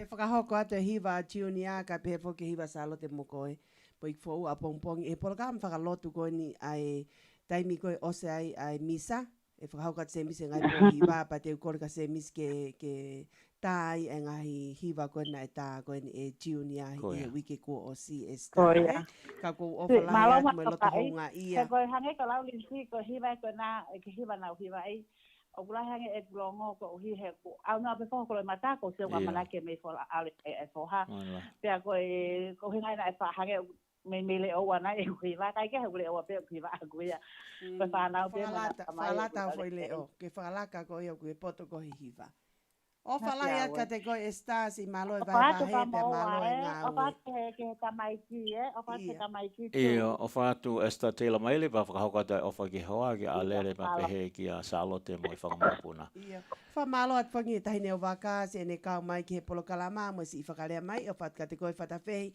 kai pehe whuki o hoa a whanga pe pehe ki ho ki i whanau ko ki i whanau whuki a tahine o waka o kunau tare ni ti ia i he sipoti ka toi pehe whuki ngahi api ako i loa i Amerikani o kunau wako ai pau hoko pe ia ki he nau kui Oia pe koe e kea koe tahani o e whakamooni pau o e ngahi tokoni ko ia a Dr. Fapalu ne tokoni e whanau ako pe o ku lele mu a pe ai ako kone whanau motolu fia mau ai tokoni a Dr. Fapalu o ku ne loto fia ke ne tokoni i ha whanau pe una fia mau tokoni me he whanau mo whetu taki mai ka Dr. Fapalu wa upe ke mātua mo fia mau ai tokoni ko mo whanau mo whetu taki pe ka Dr. Fapalu o ku ikai ke ne charge ha peni uri e taha ka o ku kaulele ia ko e langa ia o e whare ki he kaha o e whanau mga tuunga ia i he ako he ahoni pe mo oni pe ai tō wholofola ko ia lua ki wha ko e masiva hau kakai o au hau kakai ko e masiva ilo pe hangi ko e tō wholofola ko ia ai hau o tonga he taimini une pe he ko e whakangata anga pe o e masiva ko e ako pea ko e whima o pito ke si tokoni e tau whanau ako ka ku ia toko taha o kune whoaki hono taimi ha whahinga taimi pe whima o ai tokoni kono whakamo oni pau ene si whanau taine o waka whatawhi taine o waka mopuna ene o tui halamaka iyo ko ia whamalo tuni ki a Ramona pea ku whamalo tu Ramona ko wau ki he tawa pea o ku ikai pe ke toi loi kai pe ke fiu hono kai e tawa ko fufu whakai haasi pe erinci. Ka whamalatu ka te koe Ramona mo ne lau koe ko hoko mo onia e ku misi. Ka ke he whakahoko mai e Ramona ko e fie mau au pito ia me Australia pe mo Nuusila ko e Io e la mona o mai foke la mona ngahi ota ke abea ki ai ngahi uta koni pe ko stu ta to foke ai lolo kakala te au ki la mona ki Hawaii i Honolulu Uta mai Michael Havea. Ia. Moni lahi au pito ia o ku ia e tau lea tonga ko e whakaanga me whakaanga whai me te whito i niu Moni a pito a Michael Havea o ku sio se mise o ku lahi aki nau tolu hange ko lepa holani e nau whakamo ni i mai Tamai le pa koe lue e la iri ku te usela ia kita mo fe ta fe lahi he fu vela foki ai lue to tonge paki ai mo utu pa koe whamoni e ta noa ko ni ko kuako lahi pia mi he toko taha o ko ngā ue ki ai wai ne business palama pa ko take care ene fae ai a e lava ke laki tae ta lau fasi ko aspe pa ke vahe le vahe pe tai me tai pe osi a fasi ko ni Esther Taylor Maile Popona ne fai, hao a koe uke mafasia, ko e ku ioke o ku maa. Esta ko hiwai ni na kisi ilau mai, whahoka te semisi. Malo salo tak-taki, lao talatini si malo e kau mai. Piliu kai lahi, wha malo te kau mai. Seti talorie o whalahi atu malo. Nina Maria Fifita, malo si kau mai. Pe whaka beautiful leilan whakatou nei heni o whaatia te koe. Malo Lucia Louis Thompson. Pe whoke tangata ko waha aho ni ma me polo kalamariti o Vake Tali Folau o whalareu. Malo si kau mai waha o whaatia tongia mai langi mo polo kalama whalareu.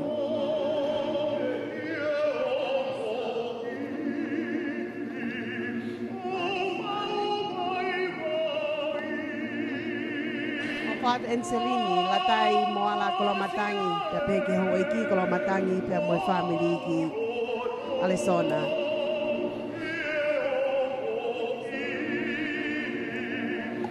O pat linsi lokotui.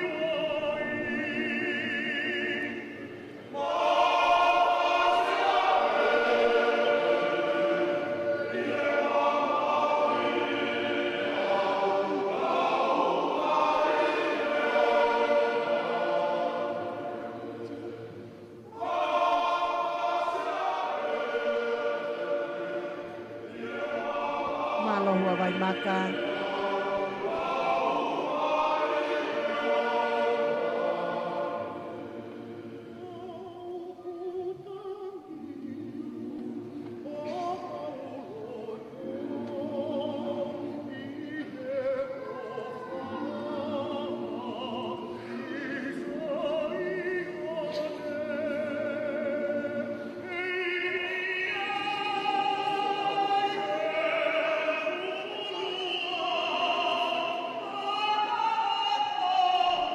Mele seini vai tai lata si malo e kau mai.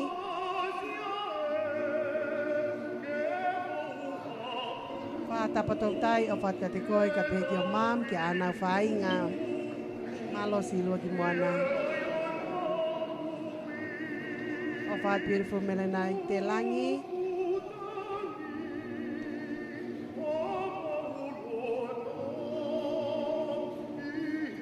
O si pifileti, si whakamalo atu, a si whakarea mai.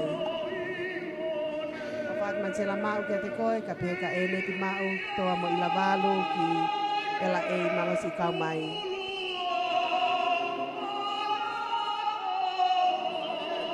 O whaat beautiful te wila first class, malpo tutupo, o whaat ka moria, tutupo mo family. Malo Victoria tua kalau, malo si kau mai o whaat ka tuko beautiful. O whaat whatulisi, o whaat mang mataere, o whaat ka pisope.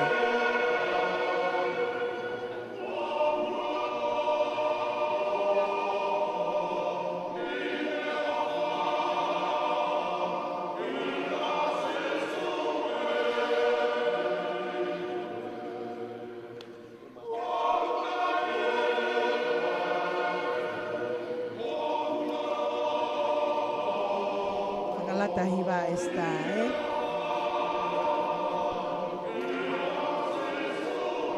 Yani, Muakiola, Maloatu,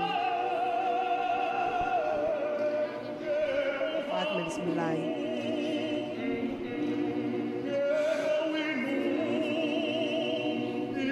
Si alata kau fuslasi, o Fatma de Go beautiful, follow hapuri, o Fatma de Go mefanang pangopuna.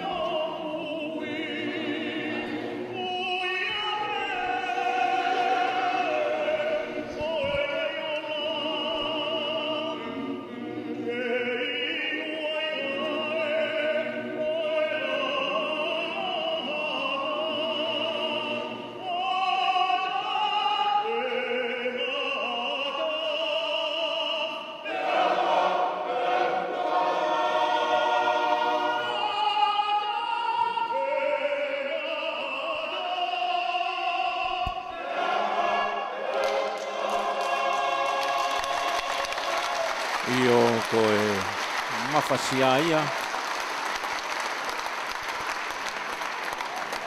Ato ake e o whakatik motolu, mo ki motolu ko tōpe, o mo mawhasia, tau te whitohene si whamiri ko ia aho lelei. O ku tala mai pe e he himi ko e ni. Motolu mawhasia mo hau ke te au, to'o e ku ioke he ku maa whau. Ok, io kimo ke tau hoko atu, o ku whi whakahoko atu heni, pia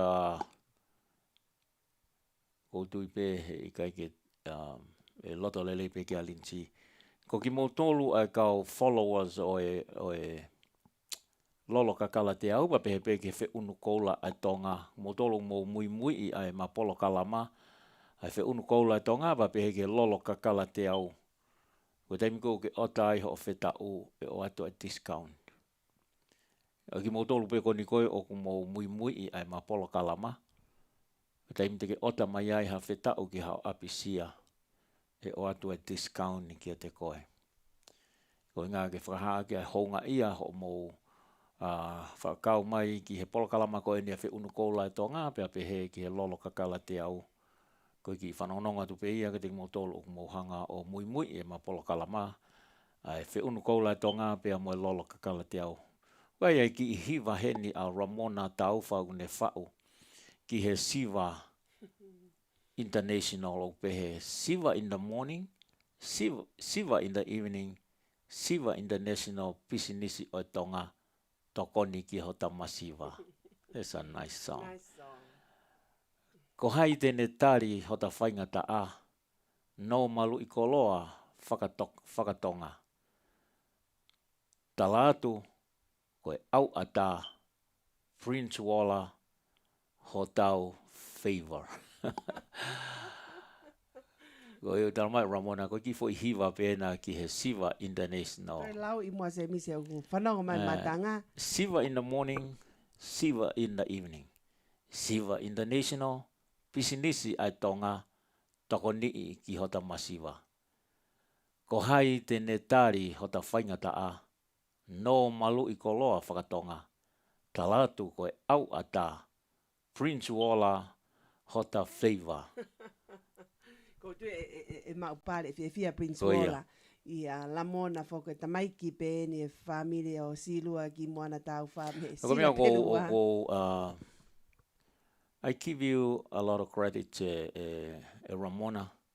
O kune whakafofonga ki he lolo kakala te au, ne te whakafonga ki he lolo ala pasita. Lotion manongi. Ia, oku uikai kene take site i ha taha o e kau ngahi products ko ni.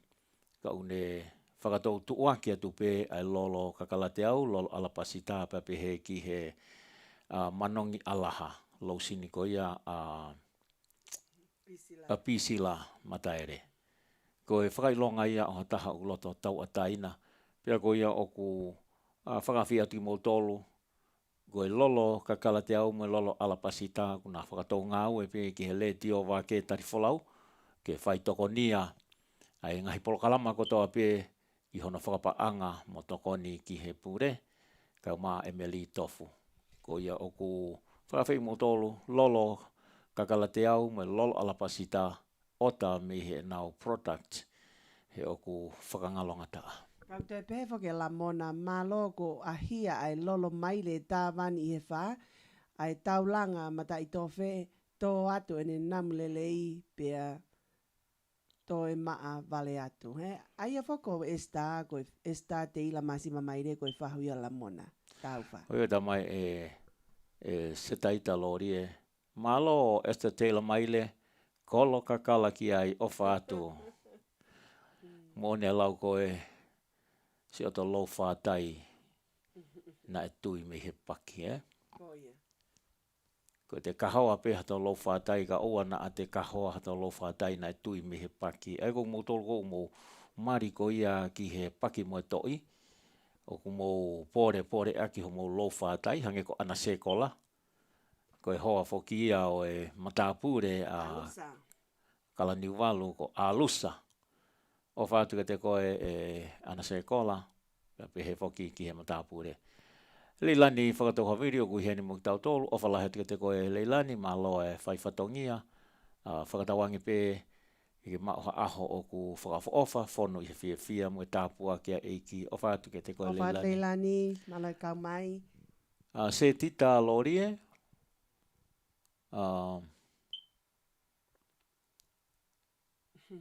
Sila pelua ki ai sila pelua ki ai lolo kakala te au. Wharea mai lewa e state ila mai re. Oh, a beautiful haaki ai taanga ko fuaki ho tau ne fiu ko Prince Wala Siva International o whaate sisla mona ta aufa he api ko New Wakai. He tu au whaatu. Ko i o wharea mai pa mai tahine o waka.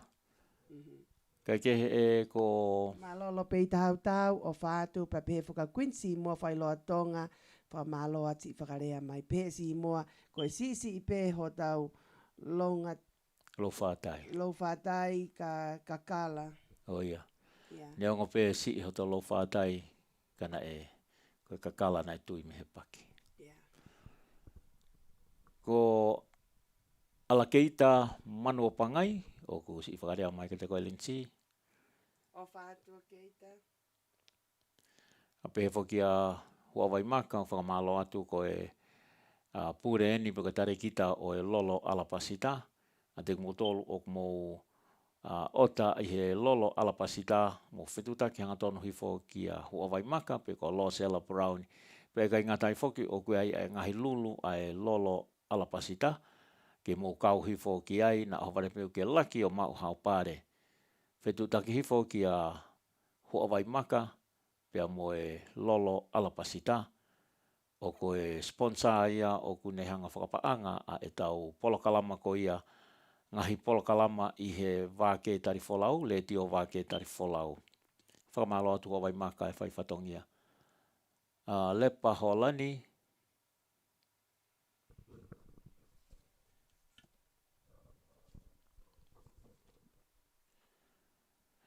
Koe, ki mea na iki ulawe kia nei ka na iki ngalo ia te au. Ia utoi pe maha maki minitsi. Koe, whamalo heni ka linsi. Oko neango pe ko hoa. Kai taimi tatau oko wako me heanga ene whaifatongia. Oko honga ia upito i he whaifatongia linsi. Aki ai uhinga ko eni. Ko e tokotaha oku ne enjoy. Ko fu irea ko enjoy pe ko e loto veke loto fia. I hono whakahoko o e ko e taimi poko ne tau mai ki apini. Ko taimi peko mau tala noa he taimi o ku mau kai ai. Mau me toko nei pa tuku lewa ne lolo ka mau po tala noa. Pako ne ospe ko ia ta utu arinsi o whai ai ngahe lolo ka whakalei polo he whanau pe whao ki he puha alu me tu asila tuku ke matapaa ke mahino ko au te hanga tiriwa. Pea kone ngā wei au pe heka ko wakai ko ia ki he loto fia enjoy. Pea whonke ai kumana tu ki he ki whai vitio na hanga tuku atu. The good side of Donald Trump. Na e hange koe na ku whakarea atu ki mua. Ki mua kene hoko Palestini, everyone loves him. Everyone na favor upito a Donald Trump. But somehow, politic kick in o ne wesi ai ngahi I misi lelei mo whakawha ko ia o Donald Trump. Ka uta noa koe whare I ko ia Donald Trump na ne pehe. Koe mea mahu inga taha ho whai ha pisi nisi. Don't do it because of the money. Pau pehe. Don't do it because of the money. Ko hinga businessi, ko hinga ke mau mapaanga. Ka ko ene tala noa nan hang whakamalala pehe. Whiinga ke mu o mua ange a ho o enjoy ai businessi ko ia. Pane pehe ka pau uke ha businessi uke whai you're not enjoying it, get out of it. Ko hinga he kei teke ulaki he kei teke tolonga ai pa kono wa he kei teke whai lelei ai businessi ko ia. Poko ta haia ha whale I maari e na whai e Donald Trump I he taimi ko ia koe na ne whai ne lea whare I ke kau businessi. Aina ne pehe ka mau teke whai ai businessi ko hinga koe tau mua koe paanga you're not gonna last long. Ka pau ke whai ai businessi ko hinga you will enjoy doing it that. Pene tala noa ko uhinga pia ko ene very successful. He na kei whakaukau e ke paanga. Tai mwena whai business ina kei whakaukau ko fiha maumihe. Na ne whai pia ko enjoy. Mana ia taha o no whakawhehui ko ia koe he toko taha ko na whakaeke o pehange. And Donald Trump, you build here, you build that country, langa, osi kotoa mamani ho langa I he ho tere. Pero amana keni ke langa ai taua ma o lunga taha. When are you ever gonna stop? Teke ia hataimi teke pehe ai teke e ngata ai ho langa. Pea talange Donald Trump. I don't know.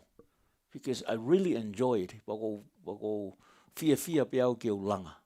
Hata koe ne te ke Palestine Donald Trump, na e kau ia I hono langa ko ia koe o ai mea kone koe na tuu ai koe ai taua mahanga, No pehe ko o Donald Trump na e kau ia whakapaanga lahi mo ia I o kau he pou ke ngā ue ko ia.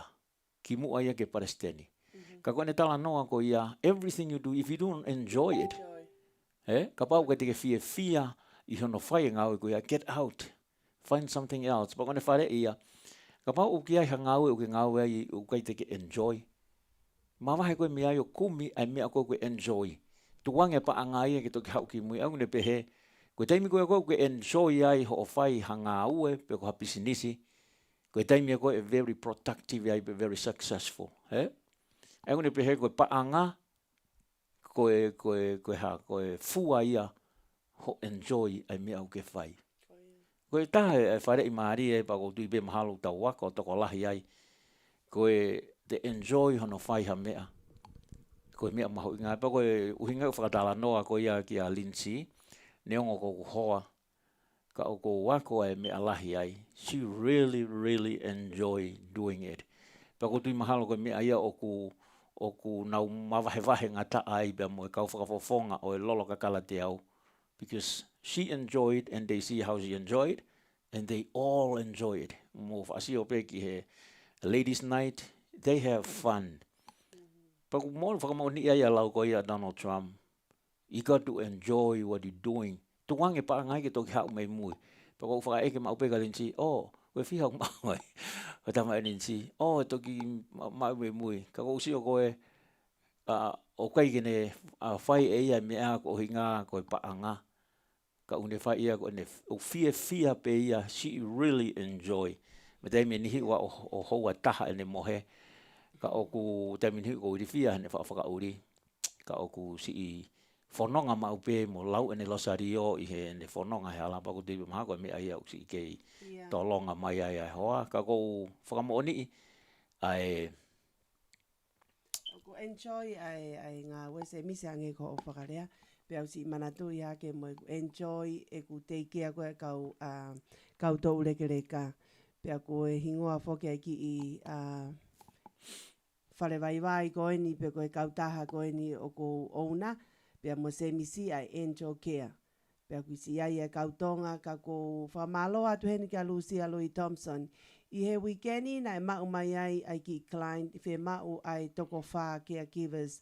Ai a koe toko ua koe female, pa moe ua koe male. Ai koe whine e ua, pia moe tangata e ua. I he fu weekendi na fu PC au pito he koe taimiko o whe mau hai mea koe ageni. O kai ke talamai ke te whakasio. Whe mau pe he mō meri te taimiko ia. next day. Ia, I he ki mua pe he 24 hours. Pero time ko ni ko time whai ngata ai he ko I he ngawe a ngā wia. Kau kai whake aha taha ke lele ke whai mo tau ki he apno whaanga ko ni o whai interview mo sio. He kumanatu I ko kau vai o vale pe ko tō ia o awek whare mahaki pe ko he ngai mea pe he. Pea koe nai toko ni ma Lucia Louis Thompson ka te au I he time ko nau whi ma wai nau tala I he reti o ai Vake Tali Folau. Ka nai ai e si toko taha ai. Ko si talo ene hawana ia ki American before the lockdown ni ki se hane ngā ue. Pana si no fohiri takahia toko taha ko ni. Pea ko ia ko whawhetai mwha malo. I he taimi koe na whetutaki ai ko toko taha ko ni na whetutaki mai peka te au. I he taimi koe e ngā ue he reti o Vake Tali Folau. O ne whanongo I he whakamatala o ki ai e whare vai. Pea ko ia na telefoni mai e toko taha ko ni o kai ke umaheni, kai ke uwheilaku mo ia o mai ene hono whika. Paka taim koe nau whie maa ko mana tui toko taha koe ni. Aia ko whi tu tak lewa ki he Bay Area. Tara mai toko taha koe ni o koe kesi lava mo ene whea mo mea. Nei whai katoa e ngai. Ai ngai toko ni ako e ni ke totonge ngai tikite o a u hau ki heni. Kumi mo ngai teunga ai ngā we pau pe foke professional e aloa te kia ki wā au teunga ngā we i he taim kotoa ui ngā koe agency. Ka ko usio ki he lea toko taha koe ni ene lotu mo ene tui he kui ai ono hoa mo ene whamili i Tonga. I he pehe toko taha koe ni ko tari lotu e eiki. I he ne o mai ka ko whamalo ke whanau a Lucia Lloyd Thompson i he wheitu koe ni aku nā uofiat ki ai e nā ulere ki malai wakapuna tari toko taha koe ni ave ki he mea. Ki he api no fuanga koe ni pia whai mo ngai shopping i koe ni o lawai ai ngai ngawe koe ni. Pia whakamalo at ki he ongo tangata tonga koe ni kuna huat mo ki naua ki he ongo vai koe ni o kai koha vai koe tamai ki angpe ka koe stroke he. O na unga ue ki ai ka koe whai toko whai pa koe whakawhetai mo whakamalo. I he ngai tāpu aki o ko mai he o tua koe ngā koe ngai o wha o ma uai ha. Fo i maa ki ho ma whaamiri ki he whunga te epile kai pehe ki he si whaamiri koe ni a ki nau tolu ko lava mau e nau ngā ue. Hou ai ua wha a hoe fitu i he angel care pa koe whakamalo mo loto honga ia. I he tau wahe mo mahu inga koe ke mo share to e polokalama le te o Vake Tali Folau. He koe ne hau peha mea whakatupake o kutala i he u leti o katoa ke whakahoko. Pa koe vave ato hono mau. Ko taipe ke whakahoko hau e telefoni ia mau ai pe ai. Koe anga ia aunga koe ni pa ko whamalo ke sione tualau makahiri pa mo emeri. I he whainga maari e koe ni ai polokalama koe ni ai le te o Vake Tali Folau hono mahu inga. Koe a whamalo atu Lindsay pia talana koe ne Lindsay ke stroke. O koe ke taria ke toki hau motu a stroke koe ni. Ke young pe ai clients koe ni. E ta u whango fulu pe whango fulu tupu. Whamanata te mo tolu, ai mea ko ia na e talanoa ki ai pia mo tokta whapalu, ko o mau mea tokoni i he niu, te ke hao me stroke, hao pia me he heart attack. Ko hinga ko e tau wanga pe ko e niu me i Tonga, ka oku lahi o pito ai mea we don't know about the coconut, pia mo ne lelei ko ia ke tau mo ui, mau mea tokoni me he niu, pa te ke hao me stroke, hao me he heart attack. Ko taim ko tau stroke i ai, there's no going back. Ko te si i mo ui pehewe, bau whema o rewa hataha ia ke ne toka ngā i kita hou ai ua whā. Pea hange koe whakaahu, se misi? Goia. O whema ue ke whakaahu. Koe taim ko ai ki vai mawhana koe ke te kapati, o te lava pea o pūlou. Pūlou toko taha pe, ua ai e mea pau ke te au taha ke steam. Koe steaming. Ai la i mori, koe Vicks, koe ngai mea pehe ki loto. Koe mea ko niko whamoni ina o lotonga o kei whisi, na aku whakaao ngā ia mea koe ni. Ko motolo mo tare. Ko mo ai pe ai polu vai mawhana. Ai ki ai lai mori pe koe hāpe halai a kau. Pe ke pūlo rewa ake a fuusipi. Pe ten hanga to'o ai vai me ho sino. Pe koe to'o koe vai mo sino o kau ia e ne o mai a kona koe sino ki tua. Pea koe taimi koe ose koe e te steaming pe koe whakaahu, pe koe whakamao. O te ongoi o ku mo ui le lei hoto sino. He uhanga he steaming o ne to'o mai ai uri me he kiri, to'o mai mo ngahi mea me loto o hau e ki tua i he sweat pe koe pupuha. Koe o whatokanga te te motolu. Ka koe ki whare koe ni koe na o mai koe Donald Trump o ko whamanatu atu te motolu. Tau take your advice koe ia. It's very important. O whamoni au ia Lindsay. You got to enjoy what you're doing. I loe toko taha o whamoni. He really enjoy what he's doing. Ko cousin Feleti pe Molori. Yeah. They really enjoy whaia ngāwe ko ia koe. Pea ka pai alu atu o kuiaha mea koe na tula o Feleti i ne whai ngāwe koe ni. And I learned from it. You got to like it before your customer. Pau ke saia pa ke approve koe. Ai kona whakarea pe taha ka pau ko ho api, Do you accept that ke tu ho api, Pia koe pisinisi koe a Feleti, a quality koe pisinisi koe a Feleti is the quality, Koe quality it's have to be very, very perfect. Pea ia pe koe taha ia o mea au tonu ke te enjoy. Po se o ka fereti ko tai o la tua o ma talanoa ke ngā we o kune hanga taki au so mai o mai no mai une really enjoy pa ko tu ngone ai ngā we a fereti o ku mahalo o spuka ta uni mo ta o ka au pa ngā we ia he fitu a pe ka o millionaire county o Riverside pe ko taha ia o fare ia Donald Trump. You got to enjoy it. If you don't enjoy it, get out because you're not going to last long, Pero taha o mea na whare kia Donald Trump. Ne ano friend, behena ano friend. Kono friend ko ni na manako pe ke puna pe first class. Pe Donald Trump, he's not a millionaire. Ka kuloto pe ke puna first class. But again, why you want to fly first class? You know, you hardly can afford. Tangere vai tama. I want to get there one day. Pe tanga ko pe ko Donald Trump na ya o tama ia o millionaire. O au pe ke tunga na Donald Trump, Ta pere wa Donald Trump o ne ko me ai. O ku tau lava pe ki tau tolu ia o train pe ko hano whakarea taha. Discipline ho tau atamai pe ko tau psychology, Ke tau whakakau te tau o ke ahako ia. Aia ko te puna ko first class. Neongo kei ki te maafu pa ngalahi. Ka ko tau mua ia. I want to be a first class. Ko ia, mo ni apito a se misi ene vai.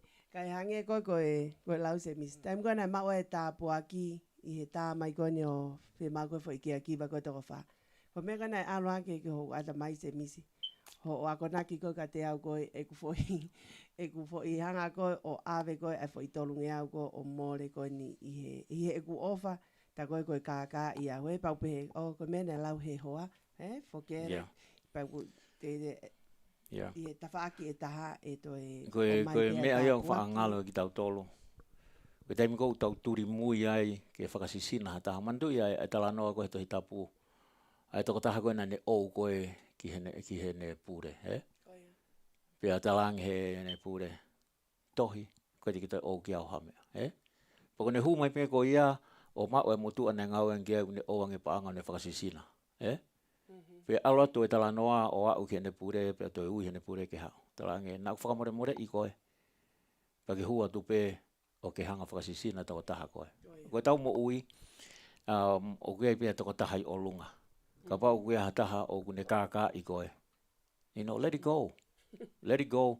Neongo koe paanga uange au, paanga tolunge au. Then hanga eia o whakafoki mai he koia upure he mea kato koe. He's gonna multiply mahalo 10 times, Pau whamoni pe koe linsi, Whamoni he whainga maari e koe ni. Pea na uwha he wahe mau pe ke kau ke a kivas koe ni. I he taim koe na uhao ke whanua koe ni. Na uwha wa I he whainga ta alahi. I he kako inga ko te alko mo mafu ko o fa. E tai me tau te hua te sio ke whare u pala ku mo ha. Ko uinga ku te aloi ki ai, Po ai foi whainga ni pe mai. Ko foi ngā we pe aku ke te kia pe ai ke kivas. I he tai me ko ngā we tau konseni si. Pe mo o fa. Uku pau ke te ai me ke sio e api hono awa ko kivas. Ko manatui le lei pe tai me ko alinsi we suffer financially. Pea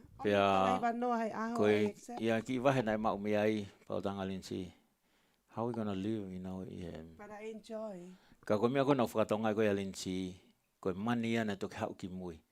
But she really enjoy working and you know ai client ke fia ke na friend ke happy. Ko client ko alin si Judy. O ko ke hataha ia e get along mo ia. A one turi ene whanau a o turi mono foha mo kau kea giva o lange. O te mo ala toka linsi ki ai tāna tō, māloho hau. Kai peke mālama tōlo $10 mami. Turi eia mātōlo, o au ke no māri kona e toki si mālolo.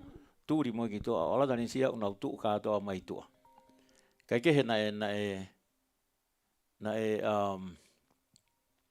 ala toka ko a linsi o ku Taimi fia se misi taimi ko utaka e koe lolo kakala te a pea toki tuisi mo ne Pe ala toka linsi o puke hana ni mā o tuu ki o lunga na talanoa, pe koe talanoa koe a koe whanau koe a koe a whewhine. Ko a ue nia ki taimini ki mua pe ai malolo koe a Henry hono mari. Tange Henry. Ko a ue nia ko mau poto mo na mau tolu i hiwa ko ia. Koe ki hiwa ia koe ki whasi ko o taulunga ki ai a Judy o pe. Tu tu tu tu tu tu tu tu tu tu tu tu tu tu tu tu.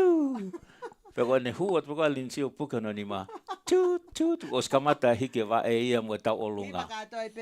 Pe a hiwa kato pe whanau na so mai ko lele ia loto ko e na o mami haki ka linsi mo talanga. Oh, where have you been? I really miss you. Ke he ko tui ko tāpua ki ai o tua whaka mai I hataha hange ko lau ka Donald Trump. You got to enjoy it, eh? Toki ki mui e paanga. Koe si I o matua ko ni ko se a fea he pule le te o Vake Tali Folau sen tua lau makahili ka pe ka se taita, pe ka malavina, ka pe foke pule lolo ka kale te ai alapasita. Au tō lahi ak nau tōlu ko nau o se a fea I e api ko ni mo I kauke a kivas. Kai fe mea toko ne o matua ko ni ena support pa mo ni whanau. Ai le tio Vake Tali Folau. Neonga uka ke nau whanau a poto le whatonga. Kau nau enjoy na toi whanau ke music. Oia, waka taimi taha ia o ku. Au ka taula te volo mo mea na whemea toko ni ai Klein ka na si o. Koe taimi taha ia o ku hae whanau na whanau ko he whasi ko na ai linti ika. Ita poko he vineo na hao. Chut, chut, koe ne pehatu a Julia. Get out! But somehow, Lindsay, you have the heart o ku aweni ke kau vai. They feel it. Ko utupe maha ko ha tāpua ki makehenga te koe o aupe ki ho whanga friend ki he kau whawhonga. I think they know you have a good heart. Kai ke he atu mua e tau ngai whanongonongo. Ka tau ki si atu mua la ita ai polo kalama e hau ni e si I ai tau reka koni kune si hikat me mama koni ka peke hono foha. Oh yeah. Ki fua ka ai. Atu pei ha tau whaswha osi pa hoko mai a whanau. Kai ke he koe tau tuuaki fo o weni ke o atu he haoni.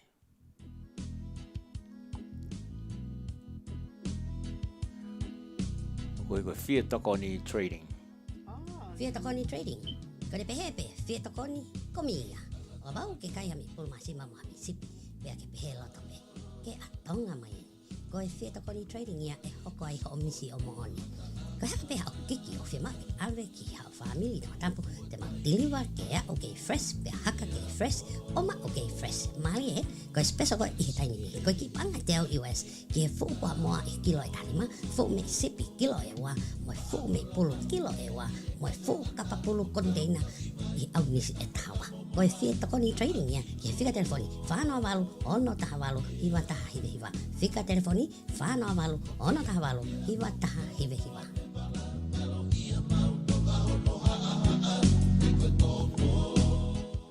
Io koe tuaki fo oia koe fia tokoni fresh ai mea kotoa pe. Pe he taimi ko mana tui na e ongongo koe mi Tonga. Pe koe e fia whakamalo atu heni ki he pure koni koe I he mea tokoni e. Totaha koni ko Dr. Viriami Manu.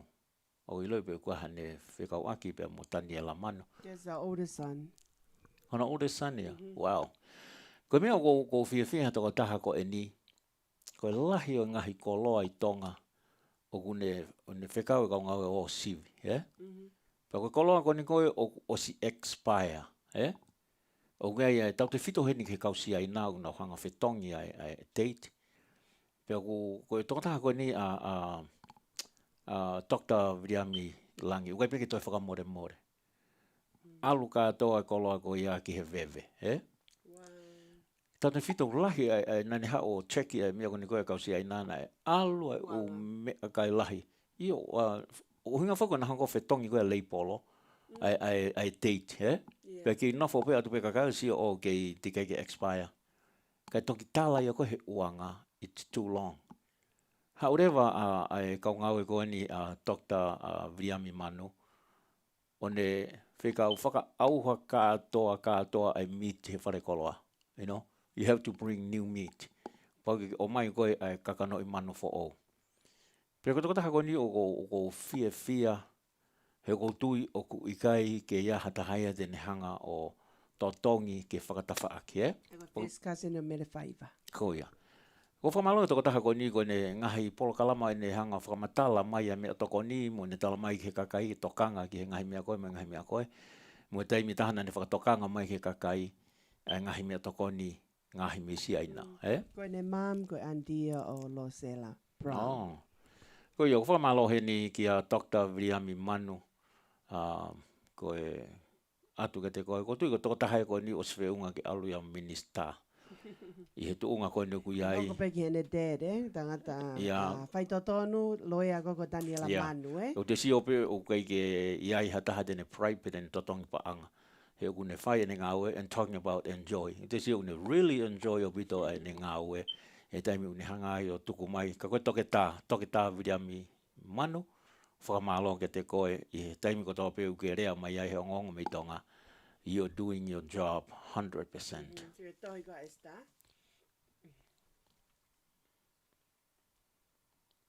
Tama esta koe fia tokoni trading business. Ko ia. Ko ia koe fia tokoni koe ngahi. Koe whamiro esta, Ahai. Ai mea. Fia tokoni. Ko ia koe fia tokoni koe. Lupe kakao. Koe ngahi tiriwa mea tokoni. Pea koe ngahi mea tokoni ko e ni o ku whalalaanga au pito. Kai ke hoi ke me kainga, tuku mua ke o atu pea mo e tau tohi kakai. Koe lau koe tohi a esta une pe mai ke fia tokoni. Kono kase ni ona ko lupe kakao manu koe ouna ia o fia tokoni. Ore wakau ki lau atu nā whaikai e whai. Koe fia tokoni trading, koe business ia a hoku ki I te hina me he sila pe lua pe ko osi lele ai fia tokoni trading I he funga mana mo ui. Ko ene tamai, ko e ku ko ene tamai ko my first cousin. Ko first cousin, lupe kakao mano. Ko e sila pe lua. Ko ia. Whakalata, malo e ngā. Whamalo tu esta tela maile. Heneri o whahulu mau, malo si kau mai, ka pe whakalesa ne mafi puaka o whakamaweni mo whanau, Silvia Junior whainga si me kunei heni, whamalo at mo islets whampon se misa kunei si heni o whatu, wharaki ka whinau, whamalo tu si kau mai. Ake he, tuma ke otu ai, whanono koe.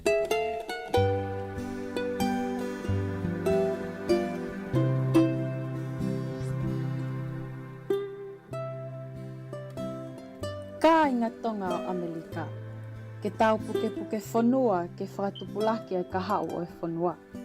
Ko he haa e tau amanaki lelei ki hono whakatupulaki o ka hau o e tau whanau. O tau whakaamu kotoa ki ha ka hau lelei maanau tō. Ke ola lelei e nau wako, ke nau mau hatu unga ngāwe lelei. Mo nau tokoni ki hono puke ho tau ka inga e he whanuani. E makatuunga e ka hau lelei ni me he tau kau kotoa ki he tohi kakai o wanoa. Tau tuu whakatah ke tau kau I he lau. Tau puke whanua ke tupu mo la lelei ai ka hau o I tau whanau. Ki he whakai ki, wakai ki he website www.my2020census.gov.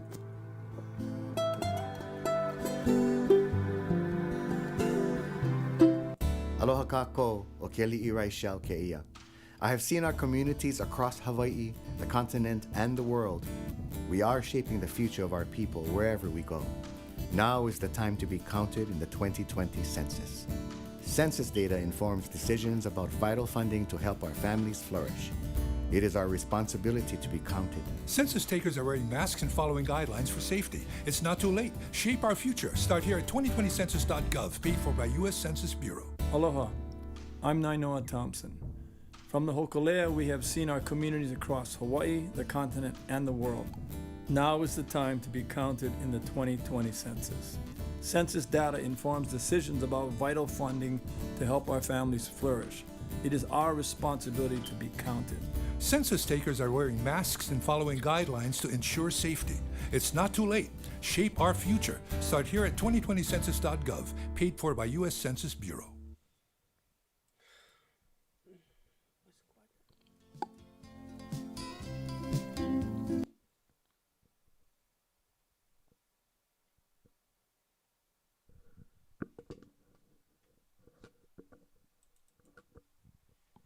Lolo alapasita hui makai nga fetuta ki fokia hua vai maka.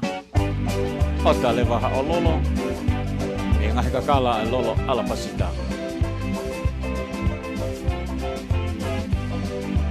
La mai lolo palesi mo lolo francais ko tau pepe lolo me loto Hollywood seuke kai pe ko fo star et five ko te ke fai ka pakao angelo ko lo ye kau angelo hoek mo kai ngatonga mamani ko tau pepe kolo kau angelo pe mahino leva ko loloni ko to ngai me hina lolo alapasita amele maktaline le fratolo nga mai atu fio mo kakala iloa le firi furi me ot mo tuanga ofa ke guia ye pakola nga karisi ale hei lala moho koi kalos pani pe ai foki pe mo blue maria mo kalasi ke he maria he ko taimi ko te ke mairi ai oa pe tane ne ke fahi e mere maktarine foi alapasta ko ene fakatawele fika telefoni fitu noa hiva malu fa ta fitu pe ko tolu wa tolu hiva valu fa noa hiva wa ko ia ta leva ke fika telefoni fitu noa hiva valu fa taha fitu pe koi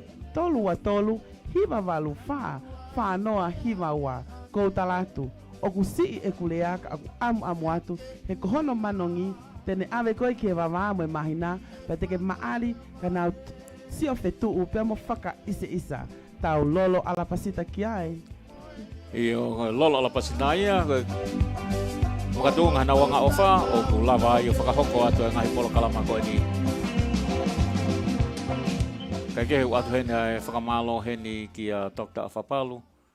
Ko hia koe toketa o ku o mai ke polo kalama pia mo e Pome Assistance i he Youth Hour he ahoni. Tiuni ini ki a Dr. Afapalu ki he polo kalama ko ia lofa tala matangi. Whekawaki mo e ngahi tokoni ki he ako. Pia lawai ke eke kore tokoni ki ho whanau. Mia Dr. Afapalu i kai ki ha charge. Ka whamalo te Dr. Afapalu.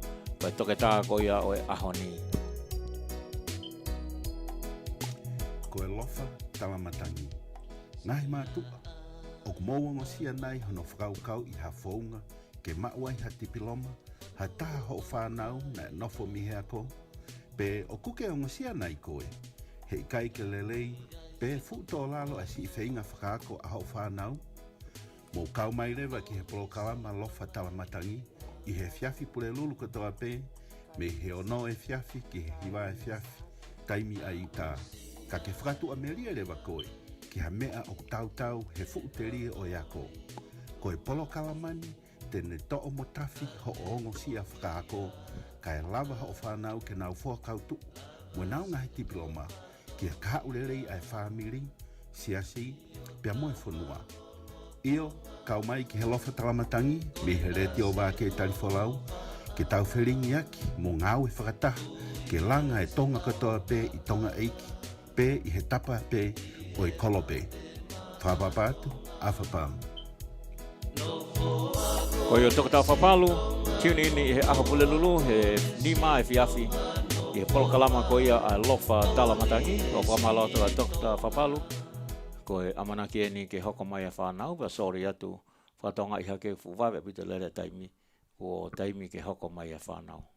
Whamalot whoki a lowena tau whawakas i kau mai, kai pehe whoki a Kalini Safi ki Texas, whamalo atu ai kau mai, kai pehe whoki hok sista koen ko Materita ta pautolo loko tui, ki Aotearoa, malo e kau mai ofat ki hoa whanga, ki a pae a loko tui mo e whamiri, pia ofat whoki he tau whae, ki a Talamasina tankina ta pautolo, ki Henderson, Auckland.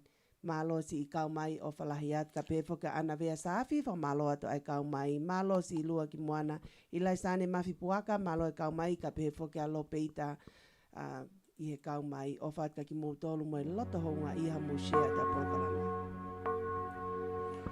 Kai ke he taimini e hoko mai rewa e whanau. E lotonga e tautai tari ke whanau.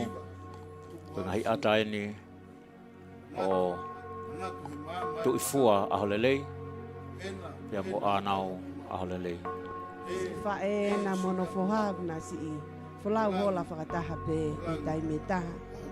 O whaatu ka foat e... Ato mo ia e hoko mai e whanau. Brothers and sisters, pea moe Youth Hour. Visita ka whatumea, wha maloti kau mai o whalahika te koe.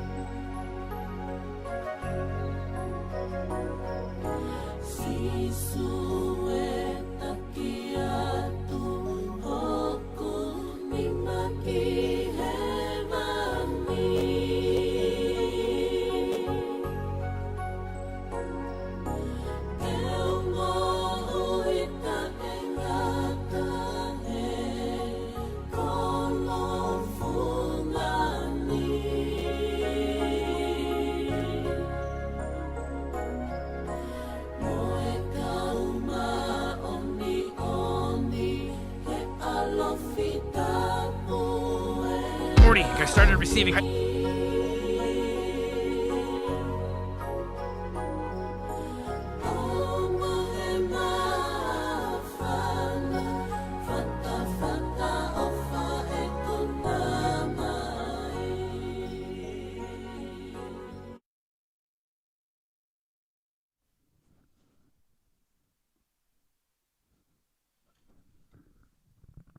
Malalai Tonga, Talofa Lava Samoa, Kiora, New Zealand, Bulavi Naka, Fiji, Aloha, Hawaii, and hello, America. My name is Marie Pome'e. My name is Salote Anaseni Pome'e. And my name is Vake Tali Folau. And welcome to Vake Tali Folau Youth Hour and Happy Tongan Language Week.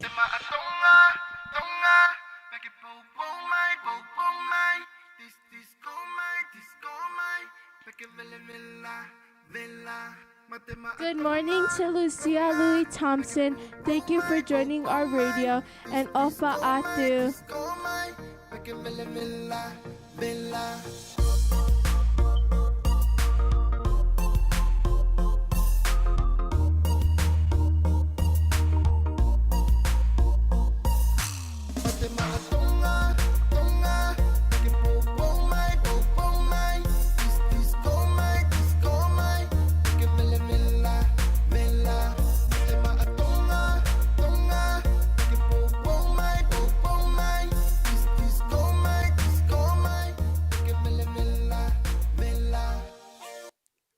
I hope you guys have a great weekend, and thank you guys for watching our radio.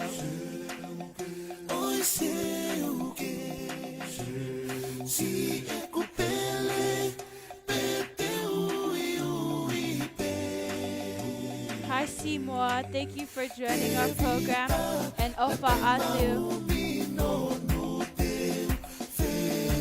Good morning to Fala Kika. Thank you for joining our program. Ofa Atu, and have a great weekend.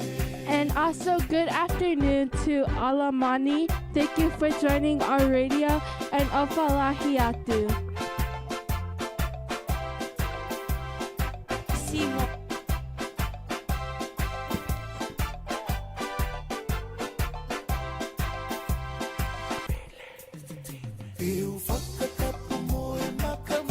Good morning, Setita. Thank you for joining our program. Love you.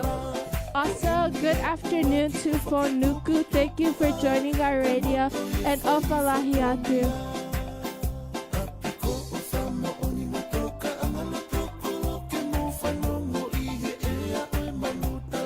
And also, sorry for your loss of your mom, Fonuku, Beth, and your brother.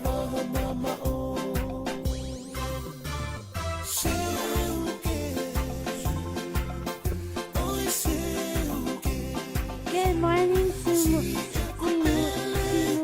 and we love you. Good morning, Alele. Thank you for joining our program. And Ofa Atu. Thank you, Esther Taylor, for joining our radio today. And Ofa Atu. And good afternoon to La Ota. Thank you for joining our program.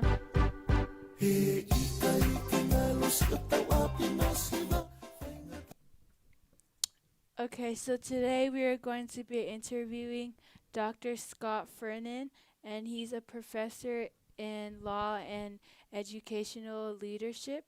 And we would like to thank him for taking the time to come to our radio, and also thank Dr. Afabalu for helping us bring him to our radio today. So right now we're going to call him.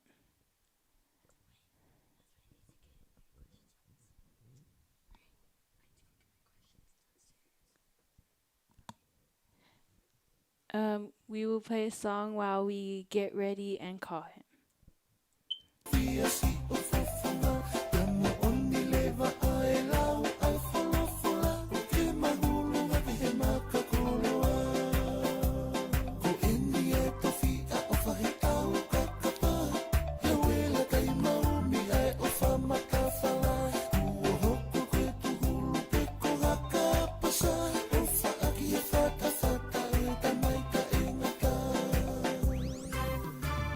Also, good afternoon to Mary Melilatu. We love you and we hope you have a wonderful day.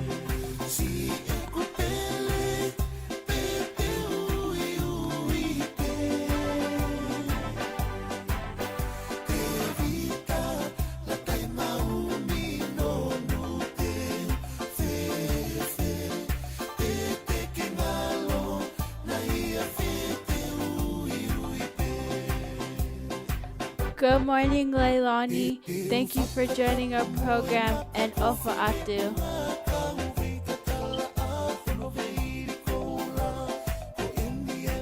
Good morning, Simone. Thank you for joining our program.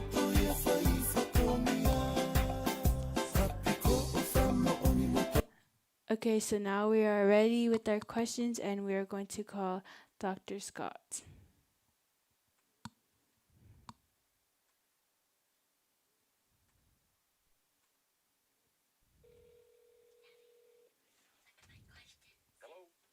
Good morning, Dr. Scott. This is the Pomette sisters from Youth Hour. Hi, how are you doing? Good. How are you? Good, thank you, ma'am. Thank you for joining our program, and we hope you're having a great weekend. We will introduce ourselves, and then we can start with our interview. So my name is Marie Pomette. My name is Salote Pomete. My name is Paulina Pomete. Okay, hello. Hi. Lele. Malalele. Thank you for joining. By the way, that's the end of my Tongan. Yeah. Well, we're glad that you know Tongan and you know how to say Malalele, and that's pretty awesome. But how was your day today? Just doing great today. Enjoying it. I was out canoeing with my Boy Scouts this morning. Oh, that sounds so cool. Yeah, so I was on the beach. Of course, the beach was up in Springville, Utah. Oh, nice. Today looks like a good day to go canoeing. It was a good day. So we will begin our questions. So this is Marie, and my first question is, does learning stop when you get a doctor's or master's degree? Okay, so my phone isn't perfect. The question is, what about when you get a master's degree? Or can you repeat that question more slowly for me, please? Yes. I said, does learning stop when you get a doctor's or a master's degree? Oh, thank you. What a wonderful question. No, I believe that learning is an attribute that every healthy human should have for life. And so, my father at 65 learned playing the piano. I'm now about being close to my father's age, and in the last couple of years, I've learned to play the mandolin, and so I play bluegrass, mandolin, and Irish and Scottish. I'm trying to find a way to play some Polynesian tunes on the mandolin at some point. I believe that it doesn't matter what degree you have. If you inculcate a fascination with the world that goes deep, isn't skimming over the surface on the internet and Google, but is disciplined, wanting to know about something and know deep. You drive by a rock formation, at a place and go, how did that form? And then you decide to study it. Yeah, I think learning has to be lifelong, and degrees have very little to do with that. Because, in fact, I know a number of people that have doctoral degrees or master's degrees that kind of stop learning, and I know lots of people that don't have either of those degrees and are lifelong learners. So I think it's a human endowment to be incredibly inquisitive about everything around us. Even when you're walking, what is that flower? And then find out about it. And then that leads you to, do you know that when a bee, by the way, I know some of these things because I teach kindergartners, or I have up until recently for about 15, I teach kindergartners science, an enrichment program, and they ask questions, and you go, wow, I don't know, I'm going to find out. You know that a bee can work hard all its life and will produce about 1/16 of an ounce of honey? So, we should have honey after we learn those things. Anyway, sorry, maybe it's too long an answer, but absolutely, a great question. Learning's got to be inside of us. Thank you. I loved your answer. So, my sister Salote will ask you the next question. Okay, so if you will, because of my phone and our phone line between us, just ask it slow and clear, and because I'm not that smart. Yes, of course. Hi, Dr. Scott. This is Salote, and my question for you is, why do you think lawyers are important in the world? What another great question. people always kind of look at me funny when I say I was raised by a lawyer. They assume I was incarcerated. I was raised by a prosecutor, is what I tell them. My father was a prosecutor. My uncle, his older brother, was a lawyer and an FBI agent. And people get mad about lawyers a lot of times until you need one. Until you need one. And so I'm a professor, and I'm an adjunct professor at the law school here at Brigham Young University, and I'm a professor in the educational leadership program, and I teach language policy, and I teach education law for those people who are going to become leaders at schools. Don't you think it's great to have a place where people really mean it when they talk about we have rights, and who's going to make sure those rights are honored? Some mean-spirited lawyer is going to need to stand up, not mean-spirited, but mean-sounding lawyer may need to stand up on her or his hind legs and go to bat for you. I just mixed some metaphors, I understand. And push and say, hey, you read about my client in the newspaper. That's not what really happened. Let's give you the real facts, and let's go push. And so for me, I'm getting close to moving my career more to practicing law instead of teaching law. And, you know, I think I'm going to make more change sometimes by being able to go in and advocate, say, for a special ed kid who isn't getting, you know, sufficient help and stuff. I can walk in and say, well, here's what the law states. Let's go before a judge and see if she or he agrees with us. And then if you win, you know, then that family gets a great blessing. You know, and their kids get a better education. And so I think lawyers, although I love lawyer jokes, I love them, you know, they're great, but they hide the fact that we have a constitution in this United States anyway, and in other places we have great declarations of rights and freedoms, and we need someone who tries to make people live up to them and tries to protect an individual that may be a group, you know, that maybe isn't getting treated right. And boy, you'd like to have someone who's not afraid, who's cowed, who has a facility with language, and who can marshal the law to speak for you. For example, I think there's things we should be doing for language minority students in the United States that we're not doing yet. And little by little, we've won some decisions about that. And lawyers have been the ones basically pushing that. So that's my thought is law is interesting. It can be used for kind of evil stuff, to make a lot of money or to make things go poorly, or it can be used for great things. But when you need a lawyer, your lawyer's kind of your best friend. By the way, the joke is, what do you get when you cross a demon from hell and a lawyer? No change. So yeah, you sometimes hate lawyers, but you don't hate your own lawyer when you need her or him. Yes. Is that helpful? Is that an okay answer? Yeah. Yes, we like your answer and the joke that you brought in. And can I add, by the way? Yes. Being raised by a lawyer and having my favorite uncle have been a lawyer and an FBI agent, they were two of the most honest and moral men I know. I once sold a pickup as I was preparing to go on a mission for church. I wanted to sell it, and I had a handshake with the guy. And the guy didn't come back 2 or 3 days later, and other guys offered me more money. I went to my dad, I'm a teenager, said, Dad, hey, I don't have to, the law doesn't enforce this handshake, does it? And my dad looked at me and said, well, when you shook his hand, what did you mean? And that's all he asked. I thought as a kid he'd come up with some big, and there could have been some legal loophole, but he said, yeah, but what's the law that's in your heart, and what did you mean? And I wound up selling my truck to that guy when he finally came back for about $400 less. But I learned a whole lot about ethics and seeking out good. And law isn't force, and law has to be moral, or it's not law. You know, you got to be moral with law, and that's a good thing to search for.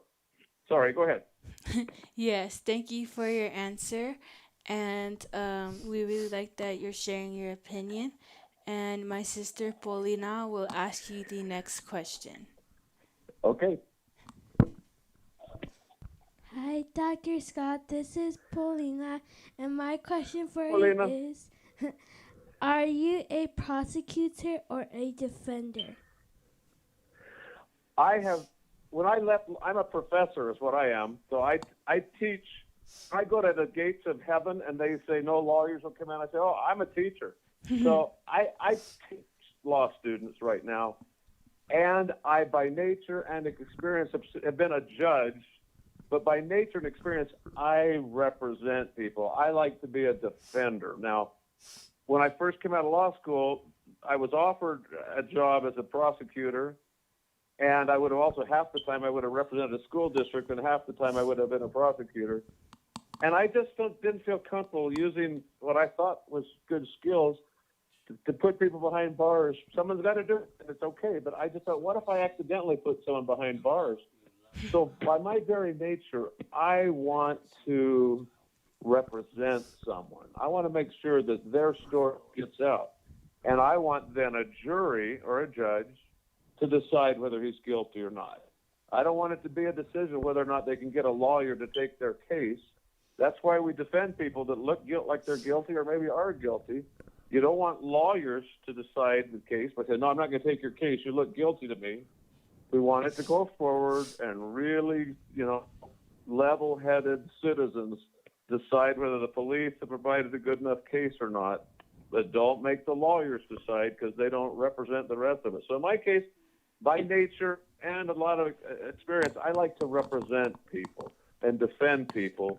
But I love that there's prosecutors. I volunteer with my sheriff's department, and so I'm out doing patrol. Tonight, we have Hell Week, they call it. We're going to have our SWAT teams from all around these valleys come together, and they're going to sneak up on us, and they're going to take us down with flashbangs, with those, and arrest us stuff. So I like the law enforcement community. I like that there are prosecutors, but my experience and my nature, I want to defend people more. Yeah, I could see that you really like to help people. And if I ever need a lawyer, I'll call you. Thank you very much. Hi, Dr. Scott. This is Marie again. And my next question is, what process did you go through to know which major to take when you first started college? What classes did I go to know kind of what career path to take when I first went to college? Or maybe you could repeat that question a little bit to help me understand that just a bit more. Yeah.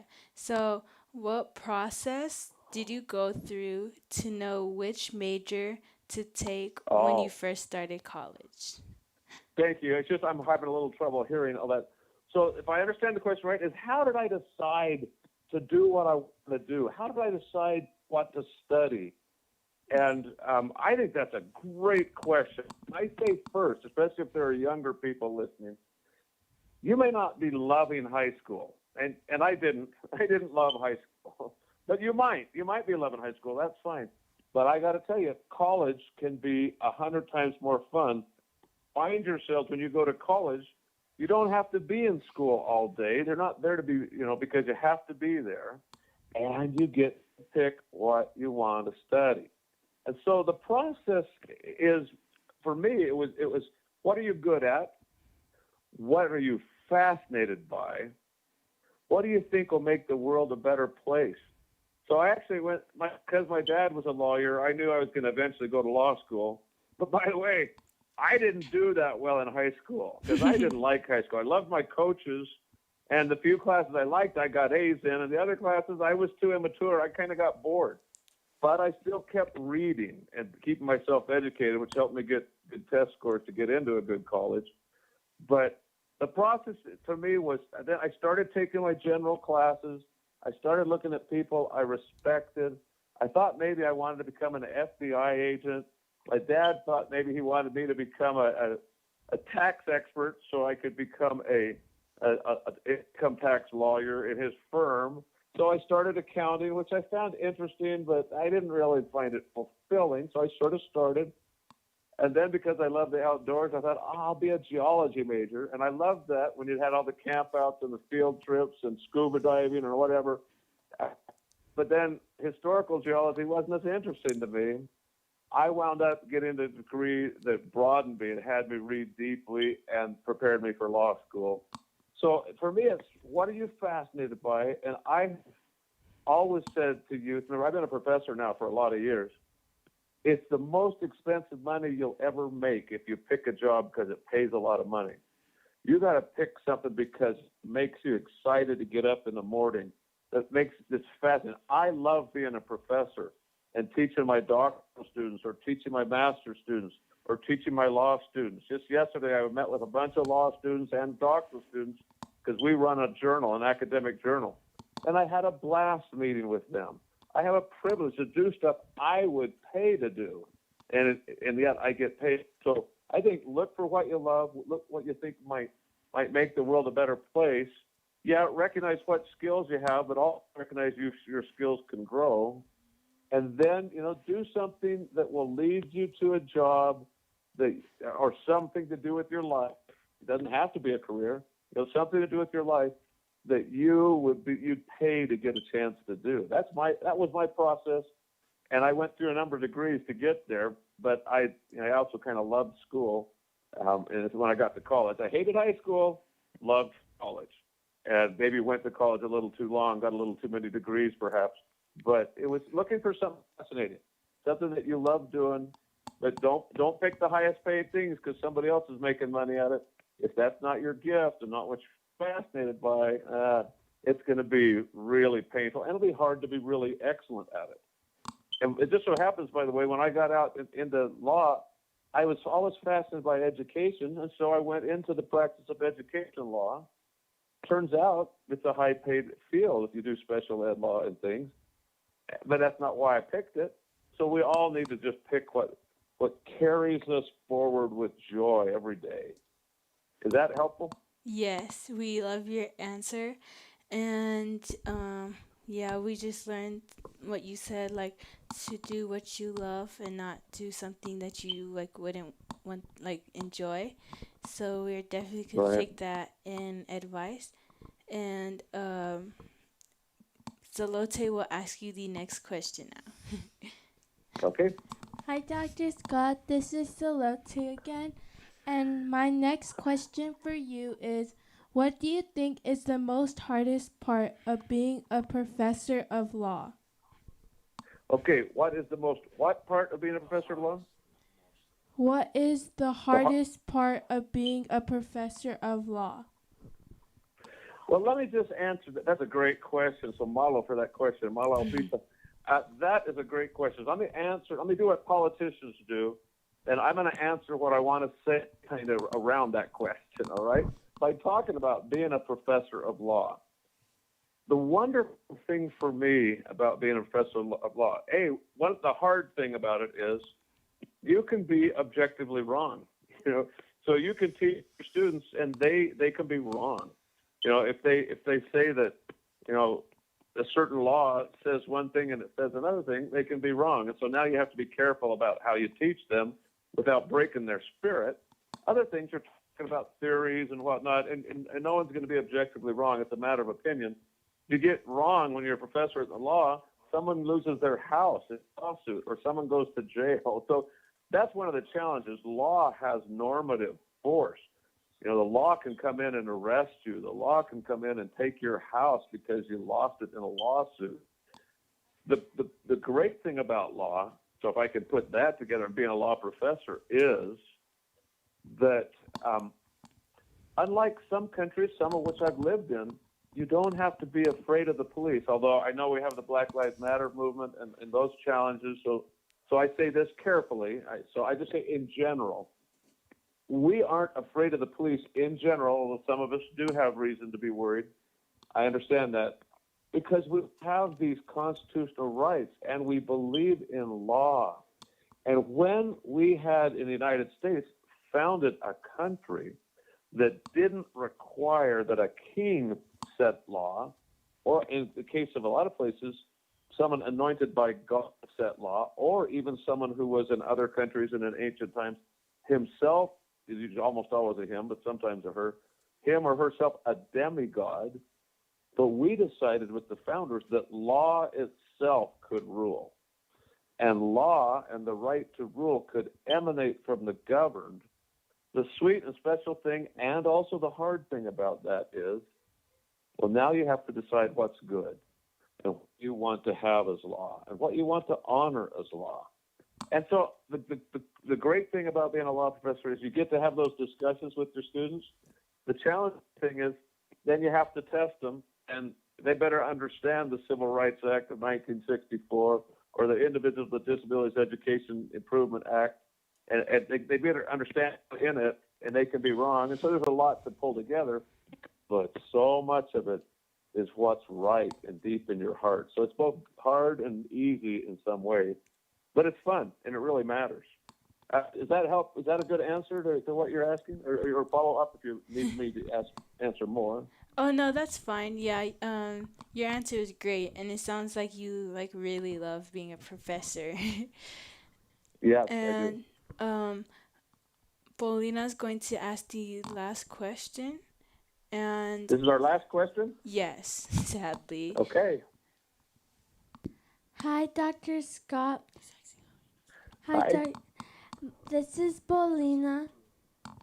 Hi again. And my question is, what strategies did you use to be successful in college? Excellent question. Really, I'm going to, again, expand on your question a little bit because I love it.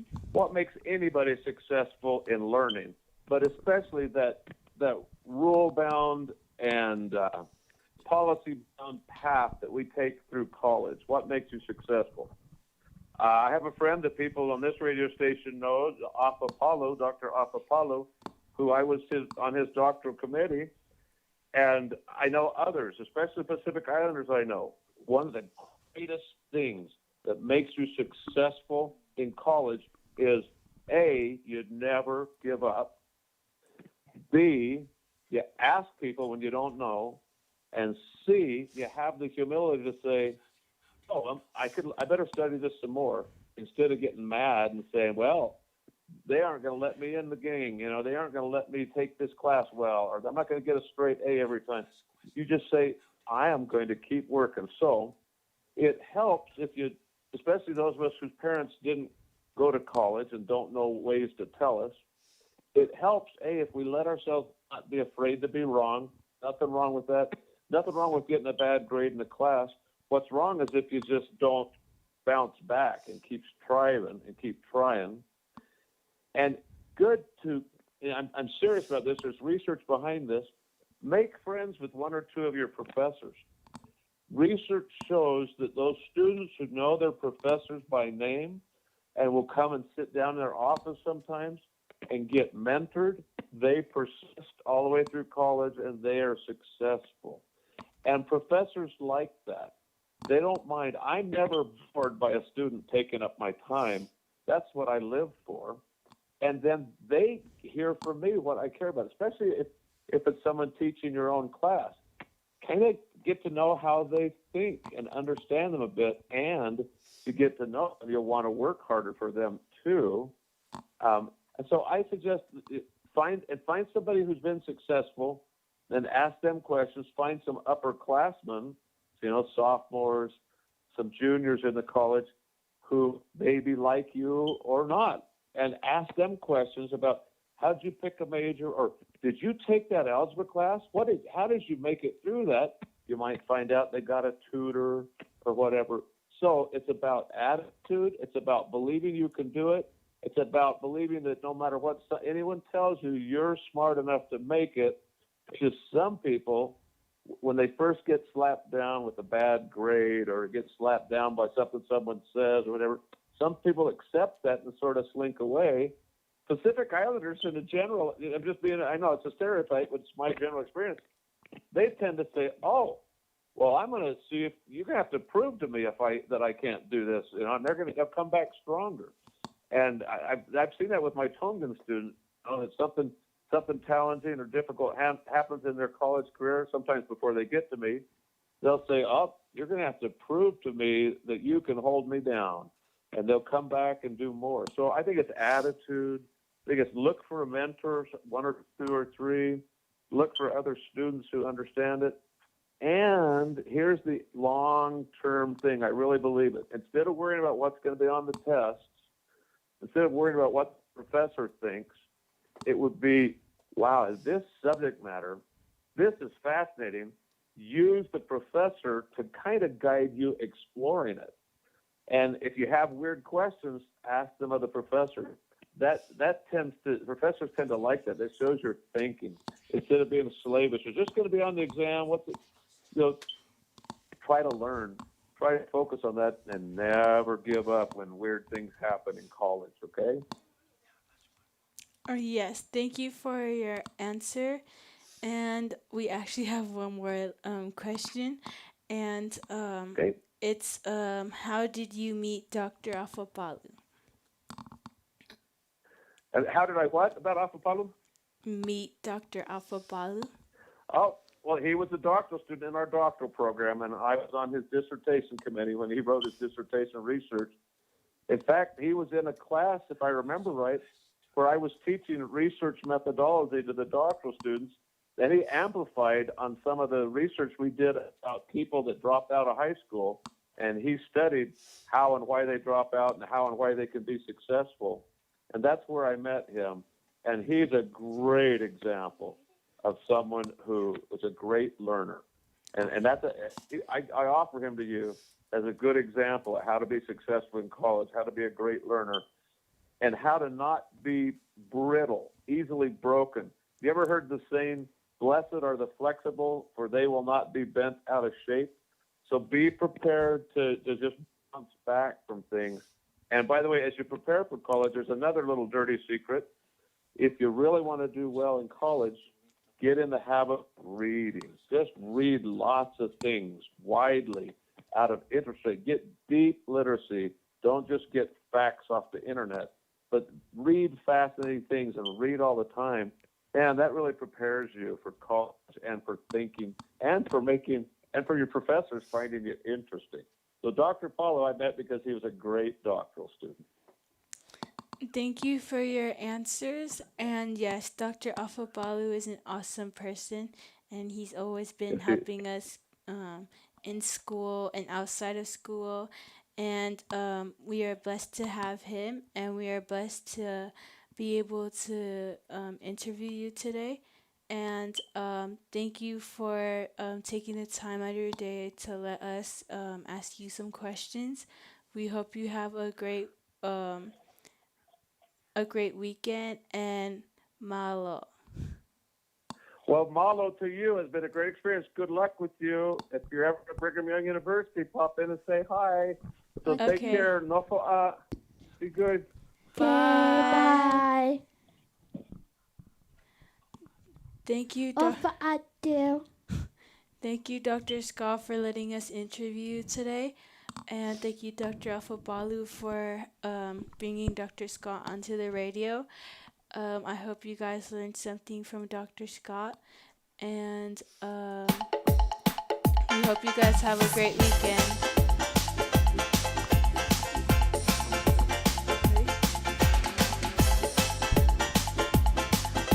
Ofa Atu from the Pome'e Sisters. Bye. Love you.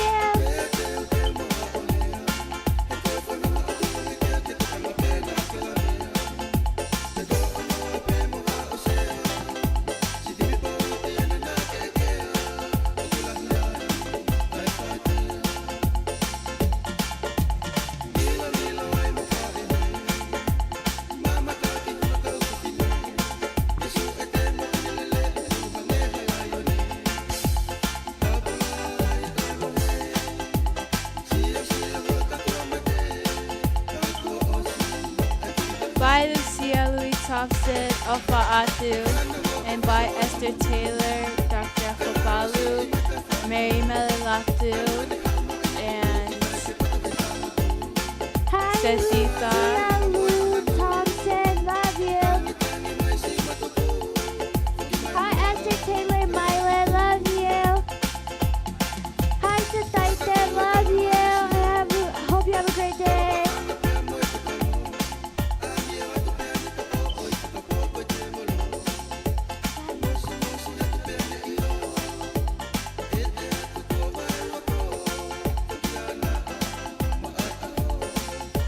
Love you, love